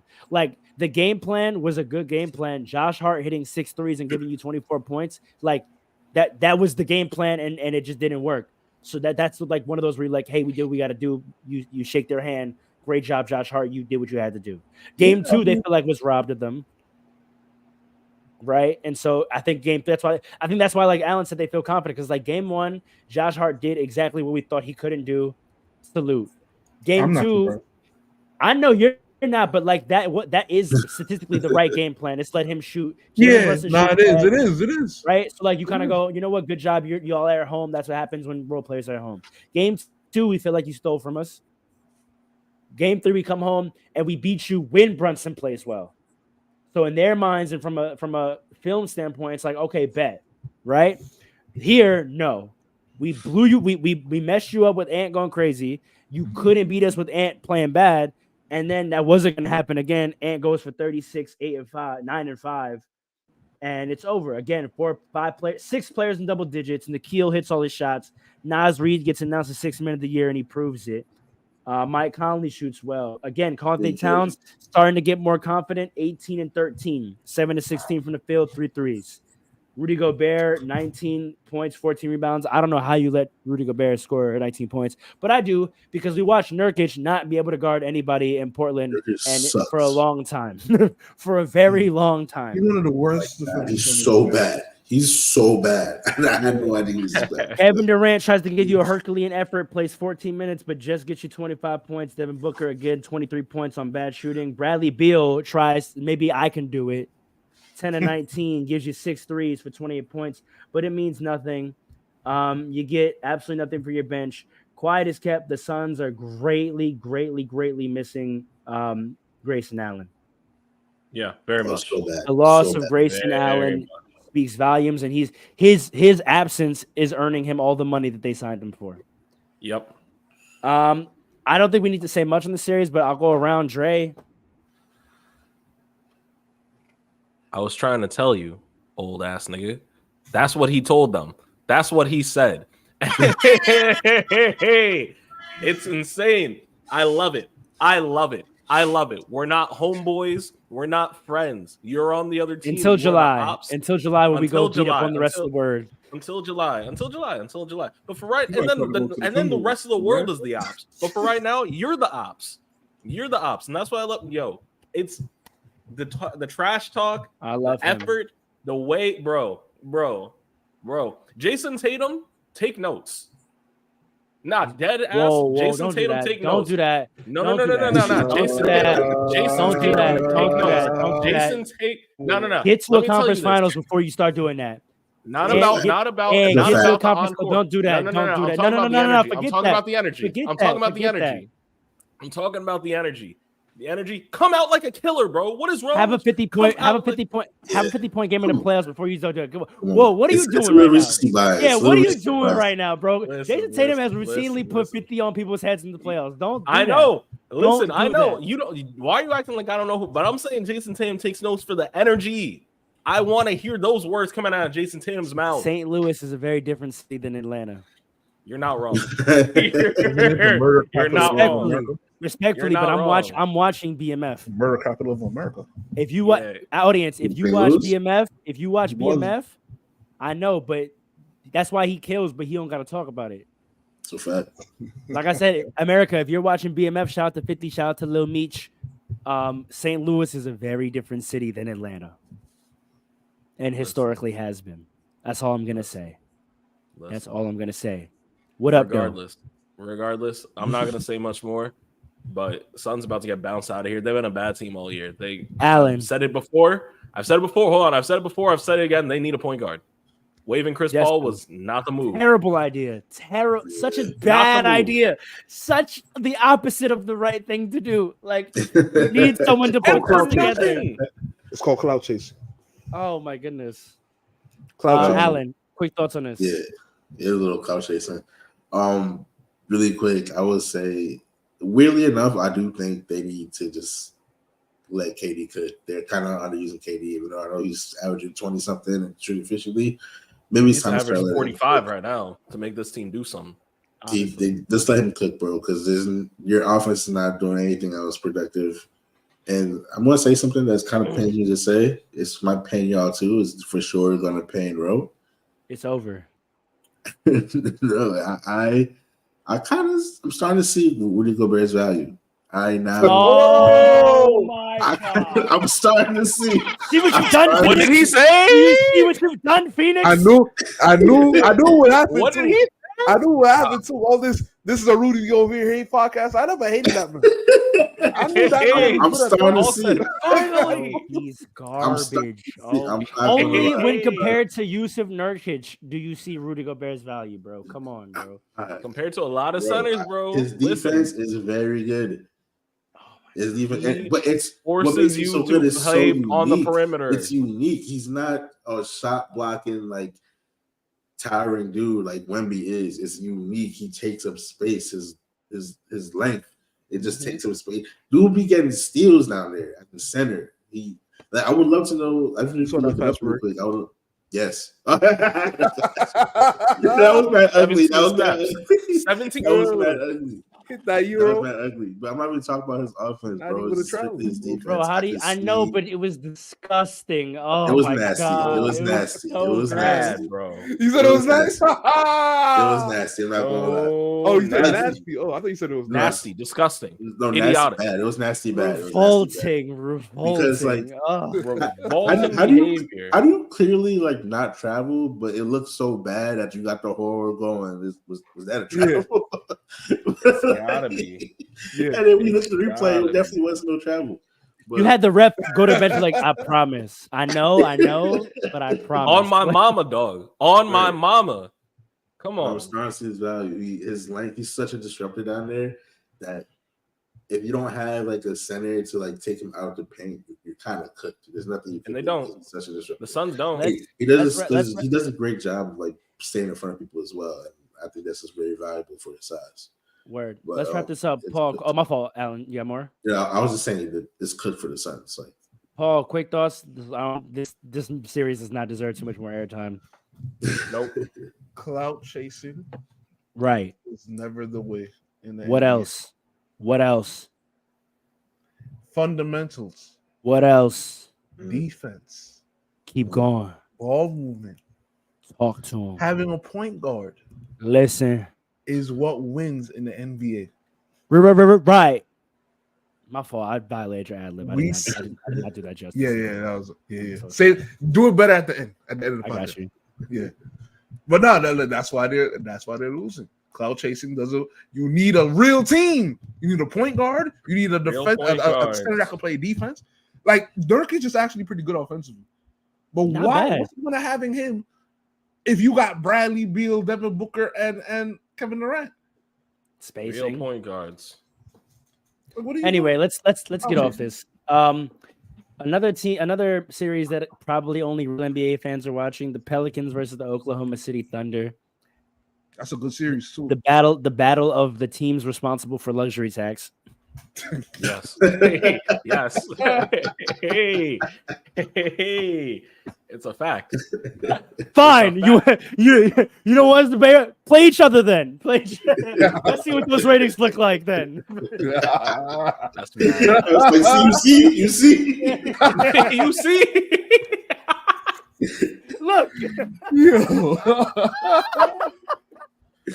Yo, that's hilarious. Yo, tell me luxury not, tax, bro. I thought it was so poetic Nobody to play cares each about other. you. It's like word, like cool. Y'all think y'all can carry? All right, let's put you in a series against each other. Let's see who pays attention. Let's go.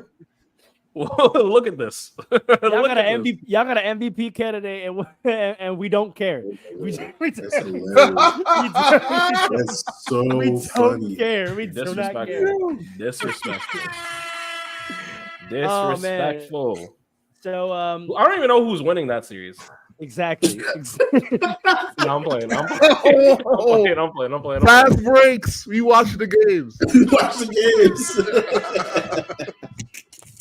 Goodness gracious. Yo. Yeah. Yo, Shay's definitely gonna sub us an IG caption tomorrow night. OD. He already has the diss track loading. They say they're not watching games. It's gonna be some. I'll take my time. Never ran a fast break. Boo.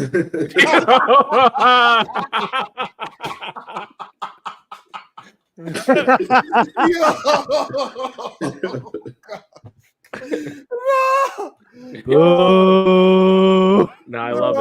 I love it. Tomato. No, I love it. I love it, man. Oh, what are we God. talking about? OKC and 4, bro. Next series. Yeah, I mean they're up 2-0. The first game was pretty close. The Thunder pulled it out by 2 behind 28 points from Shea. You got 19 out of Jalen Williams and 15 out of Chet's playoff debut, 15-11, 6-14 from the field. Not too bad. 5 blocks. If you watch Not the game, too bad for a playoff debut. but Jonas is eating against him. The Pelicans play well. OD. You got 21 out of Trey This is Murphy. You got undersized. 20 out of CJ McCollum. Valanciunas gives you a big double-double, 13 and 20. But Brandon Ingram maybe not fully in rhythm yet. 5 of 17 for only 12 points. It looked rough. They were talking to him crazy after the game, talking about he can't handle the physicality, just like his father, Kevin Durant. Second, they've been calling him Baby KD since he got drafted, bro. Y'all know that. That's a fact. That's a fact. The second game, the Pelicans once again scored 92 points. but the Thunder said, actually, I think we could do a little better, and they scored 124. Slightly, just a little bit. Again, Brandon was more efficient, but only took 10 shots. That makes no sense to me. 18 points. You got 18 out of Herb Jones. You got 19 out of Valanciunas. Only 15 out of McCollum, 6 of 14. I'm hearing New Orleans hates him. The fan base, fan base, CJ McCollum. I think that's what I see in the NBA internet. Yeah, in the NBA internet streets, the Pelicans fans are not fans of CJ McCollum. I can see that. But then, all the Thunder's starters scoring double digits. You get 15 from Lou Dort, 13, 6 and 3 from Giddey, 33 from Shea on 13 and 19, going crazy. Jalen Williams gives you 21 and 7 rebounds. And then Chet, 26 and 7 on 9 and 13 with 3 threes. Again, I think not much to say. I think it's just plain without Zion, the Thunder are a better team. Now, if the Pelicans might go home and get some home cooking, I think Brandon Ingram's can maybe get you 2 games in the series. Honestly, I think he is that good if he finds a rhythm. But I think with all the length the Thunder have, I think it's clipped. Again, I don't know if there's too much to say about this series, but Alan, what do you think? Yeah, I agree with you. I think it's clipped, and I don't know if Brandon Ingram's gonna be able to get a game or 2 because the way that Lou Dort is locking him up. I don't know what's gonna happen. First team, Lou Dort. Yeah, Let's go. Let's go. Shout out to the Canadians. Shout out to Shout out to the Canadians. Too. Yeah, this is not the time to mess with Canadians, but that's for sure. It's a fact. Nah, this is the Canadian dream team they got over there. What are we doing? On top of that, on top of everything else too. Like I know Paul said Valanciunas is bodying and cooking Chet, but Chet's kind of cooking too on the other end on offense. He can't hold him when he's out there on the perimeter, and it's just bad matchup wise for New Orleans without Zion. So I think Paul, any thoughts? Quick thoughts? They're dead in the water. I wish the Lakers were playing the Thunder instead of the Pelicans. That'd be a much more fun. The Lakers wish that too. Oh yeah. The Lakers wish that too. Oh yeah. They're about to give Pharaoh conniption too. They should have honestly. They should have thrown their playoff game, their playing game. I don't know what they were doing. Nah. They should have thrown their playing game. They should have thrown their play. It's called strategic. Huh? You think the Knicks should have did that too? What do you mean? Why would the Knicks do it? They weren't in the play. To play the Pacers. No. Actually, Pharaoh, what do you think about that? Wilder just said. He agrees with me. That's why he's not saying nothing. No way, Pharaoh. No, I don't know if he would have beat the Kings the next night. Mike. I don't know if he would have beat the Kings the next night. That's the only worry with that. It will be closer. I'll tell you. I don't know.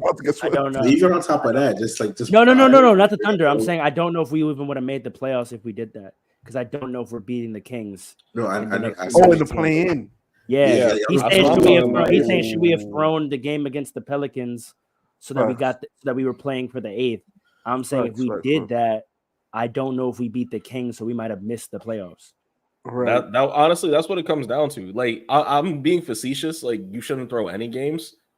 You know, not Jonte. What's that boy's name? Jonte Porter. Jonte Porter. I love that people are calling him Jonte Porter Jr. as if Porter Jr. is the last name. Like people on the internet are so silly, bro, and so like unwise. I heard someone say that in real life. They're like, yeah, Jonte Porter Jr. I'm like, his name is not Jonte Porter Jr. Yo, that's insanity. But for real, so who's do y'all know what Junior means? Like, who's his father? Yeah. Hold on. Unless they have different dads and their mom is on that. Like, we not even like I'm just naming all my sons after their fathers. Like, dude, I can't even go. No need for paternity. And they all got the same last name. Like, all got the same last name. Nah, they got her last name. Maybe they were brothers. Right. Hey, nah. Nah. Too far. You're violating. You're violating. You mean the whole family? She's a nice lady. What you mean? You know what? That family has been through enough with all of their sons. Yeah, they've had a lot.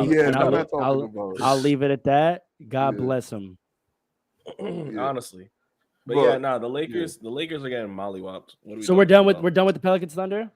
The Thunder are done with the Pelicans. Right. All right. Thank y'all for tuning in. We're gonna stay Nah. The Lakers are getting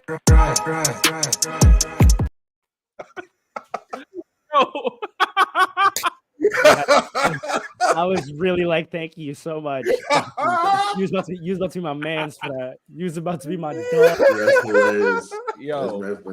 Let me say this. Let me say this. No. Move.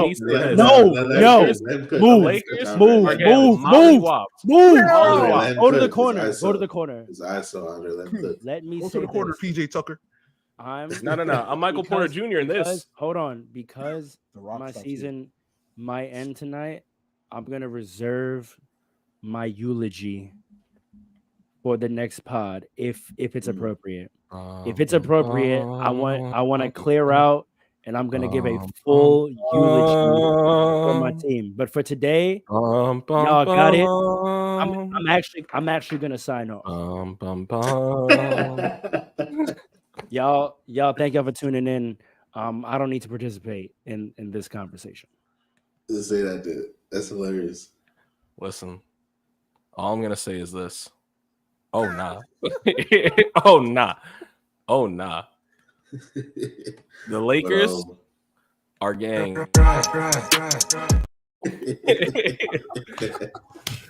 the Lakers are getting mollywopped. They're trash.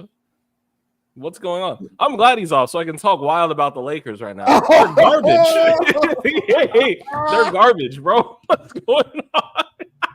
This team is disgusting. D'Lo saw how Game 3 went, even though it was his fault, and said, "I gotta get up out of here." The reports came out immediately. And I had this guy Pharaoh telling me all season about how D'Lo is the one. We know how to use him. That's our boy. He's our golden child. He don't think so? Can you go over that situation? Because I honestly didn't watch the game because I knew they were going to lose. I didn't even watch the game. I didn't know what happened. All I know is that he had a bad Game 3, and the next thing I know, he wasn't in the game. At what point in the game was it, though? I want to know that. It was near the end. What was the score at the time? Was it close? I don't think any of these games have been particularly close. Not really. That's not true. No, they've been close. They've been close in score, not close. I don't think it was close. It got a little bit farther. They had a game winner. How you say it wasn't close in feeling? I'm not gonna lie though. I knew it was gonna go in though. As soon as he let it go, I'm like, that's good.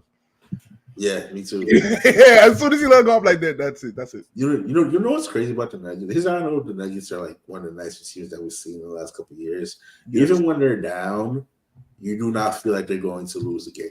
Not even a little bit. It's the same feeling I got when I'm not saying they're as good as this team, but it's the same feeling I got when the Warriors would be down like the third quarter. That's my feeling. KD in them, you don't feel like they're about to lose a game. That's how nice they are. They might be like the nicest starting five in like the whole league because they fit so well together. They probably are the nicest starting five. I'm not even talking about talent wise. I'm just talking about cohesiveness, team chemistry. So like you said, Paul, it's like Paul said in the last segment, we gotta learn from this because NBA teams seem to don't understand this. When you got a cohesive team chemistry, team building team like this, it's undeniable how good they are. And like, not to say that like they also have like a generational player in Jokic too, so that's a big part of it. But they took the time to build like the right pieces around him, and I think that's the most important thing. You got the right pieces around him. Huge thing. I'm sorry. Exactly. And what's his name? Aaron Gordon. Aaron Gordon had played fantastic last game, and it's like there's nothing you can do about it. At that point, when you lock out everybody else, and everybody else doesn't have like the greatest game, but Aaron Gordon goes off like that, there's nothing you can do. And the Lakers, they just don't have a good enough roster to compete with the team. Like it's a clip. I think the Lakers would have been decent against any other team, but this team is not good enough. There's no matchup. When Jokic is not on the floor, they bring out a matchup that just completely stifles the Lakers defensively. When Jokic is on the floor, they don't have enough offense. And like we're just talking about how D'Lo had a good season. AD had an amazing season, and in 1 week time, the Nuggets erased both those good seasons. So like it's like you don't even remember how good they were this season because like there's nothing you can do, and it's clip for the Lakers, bro. Like there's nothing else to say. Let me say this, right? To be realistic, before we make fun of the Lakers, right? If the Lakers are playing any other team in the NBA except for the Nuggets, they could probably go to the finals. Yeah, I agree. That's what it is. But the 100%. problem if they're going against the Suns, they got it. If they're going against the Suns, the Timberwolves, the Thunder, even the Kings, no, I wouldn't be surprised if the Thunder beat them. But would you be surprised if the Lakers beat the Thunder? No. You see what I'm saying? The problem is people gas the Lakers brand. First of all, they gas LeBron James and they gas Anthony Davis. Now, I'm not saying that they haven't been playing well. They have been playing well, but them playing well is not enough. Everybody literally says for the past 10 years, people are saying if you got LeBron on your team, you got a chance. I haven't bought that in the last like 5 years. I have not bought that. I knew they were gonna get swept. I saw it's on the other side of 30 now. But even before that, like I knew, like all right, people gotta understand. LeBron James usually when he has a championship contending team, he built it. He brought other players there. It's not just him. You know what I mean? So on the Lakers, the problem is it's a blessing and a curse, right? LeBron James, you want guys that can carry the load offensively, like Austin Reeves and D'Angelo Russell, and of course Anthony Davis. But the problem is LeBron James is still one of the nicest players in the league. So he still has the ball in his hands. He's still orchestrating. He still wants the ball in the playoffs. So now when you have guys who are ball dominant themselves, it creates a problem because now they're playing off the ball, right? D'Angelo Russell's going 0 for 7 because he's not having the touches that he was used to getting throughout the regular season, right? That's part of the problem why he's going 0 for 7. Also, Reeves just not showing up. That's not like a shocker, right? If you had LeBron James, AD, and a bunch of 3-and-D guys around them, they will be a top seed in the NBA. They will be a top seed in the NBA. So I think you're not wrong. I think they need to do that. That's the formula for LeBron, right? You got a bunch of shooters around him, right? One other guy that could score at a high level, and you're good. And you could go very far with a team like that. But just having LeBron and AD, just because they're LeBron and AD, no. The Nuggets are a better team. The Jokic is better than LeBron right now. He's better than Anthony Davis, right? Like by a wide margin. Jamal Murray, I don't care about that. You have to make him guard thing. Like the man is nice. The man is nice. So again, like it just is what it is with the Nuggets, man. We know how good they are. I always thought that Farrell should temper his expectations with the Lakers, with the Nuggets, because the Nuggets are one of the nicest teams. I got that Warriors feeling from last year. When I saw them win the chip, I was one of the first people to say they're gonna win again next year. Bro, just really quick for some breaking news. Just some breaking news. Damian Lillard has a strained Achilles, serious out for Game 4. So, oh my gosh, it's wraps. They're gonzo. Yeah. Knicks Pacers, bring the rivalry back. No. It's gonna be a good matchup. You're playing the Cavs, I think. Cavs or the Magic. Oh yes. Yeah, you are. Yeah, you so are. So Pacers gonna play the Celtics. All right, okay. That's all the matchups, right? Well, wait a second. Or the Heat. Are we gonna say that? We got to see what they do because the Heat. That's a fact. You know what I'm saying? We talked about it earlier. That's a fact. I don't know if there's much more to say about the Lakers. They about to get bounced tonight. Yeah. I wonder what's going to happen after this year with the Lakers. What are they going to do? They're in a tough spot. We'll see. Because I don't think LeBron wants to play much longer in the NBA if he's not competing for chips, and he's not competing. He's not. Yeah. The only team he can go to right now to fix it are the Nuggets or the Warriors. Chill. He better not. It's just crazy. Honestly, right now, Steph, KD, and LeBron, I don't know if that beats the Nuggets. No, I don't think so. Not at all. KD thinks so. KD would probably think so. He'd agree with that take. You need a big man. You need just a rugged big, like Rudy Gobert, like somebody like that, just to make him work. And with that, Fast Breaks family. Hey, but you know what? Paul's not wrong. But hey, listen, we're gonna see. We'll be back next week after this Lakers series is over. We're gonna see what they're gonna do, and they got to start planning for the future. They do. Condolences, Sir God Pharaoh. Yeah, I'm sorry. So condolences, Sir God Pharaoh. Condolences, man. He needs it. He needs your love and prayers to him. He needs it. That's why it's important to temper your expectations. And I know what y'all watching are saying. The Knicks are going to the finals. I was going to say you need to speak to yourself. You need to tell yourself. We're the second seed. We're really nice. We're not faking. Paul, you realize though, they don't win the Lakers. If they don't win the Game 4, they gotta win. If they win Game 4, I agree with you. If we don't win Game 4, it's going 7. If we win Game 4, it's going 5. And I think we're going to win Game 4. I think you have to win Game 4. I want you to win Game 4. I think the Knicks gotta do it. I think the Knicks rise to expectations, and we maximize our talent. That's one of Tom Thibodeau's that's his thing, to juice as much talent and potential out of the roster that he has, and that's what we're gonna do.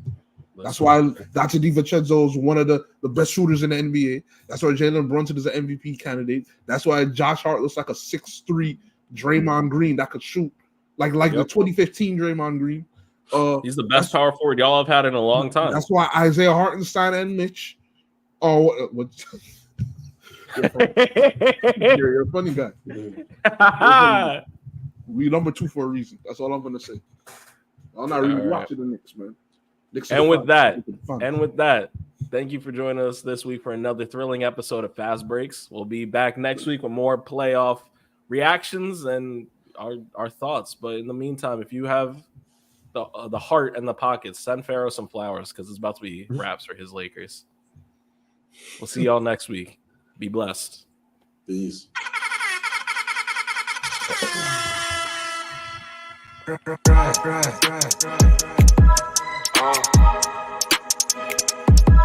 Come on. It's FASTBREAKS. Listen.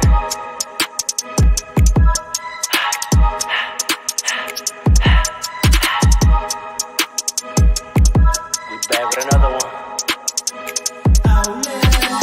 Fast breaks, yeah, we coming with the takes. Never early, never late, but we always push the pace, yeah. And we really study tape, y'all just view the highlights. Man, we really watching games, yeah. You just watch from the stands. We run 3-man weeks, Paul, Trey, and Allen, yeah. Way more than a fan. We got love for the game. We don't have to pretend. Got it out the mud like you get it off the glass. I'm to run the fast break. Throw me the outlet. Yeah, we got it out the mud like you get it off the glass. Time to run the fast break. Throw me the outlet.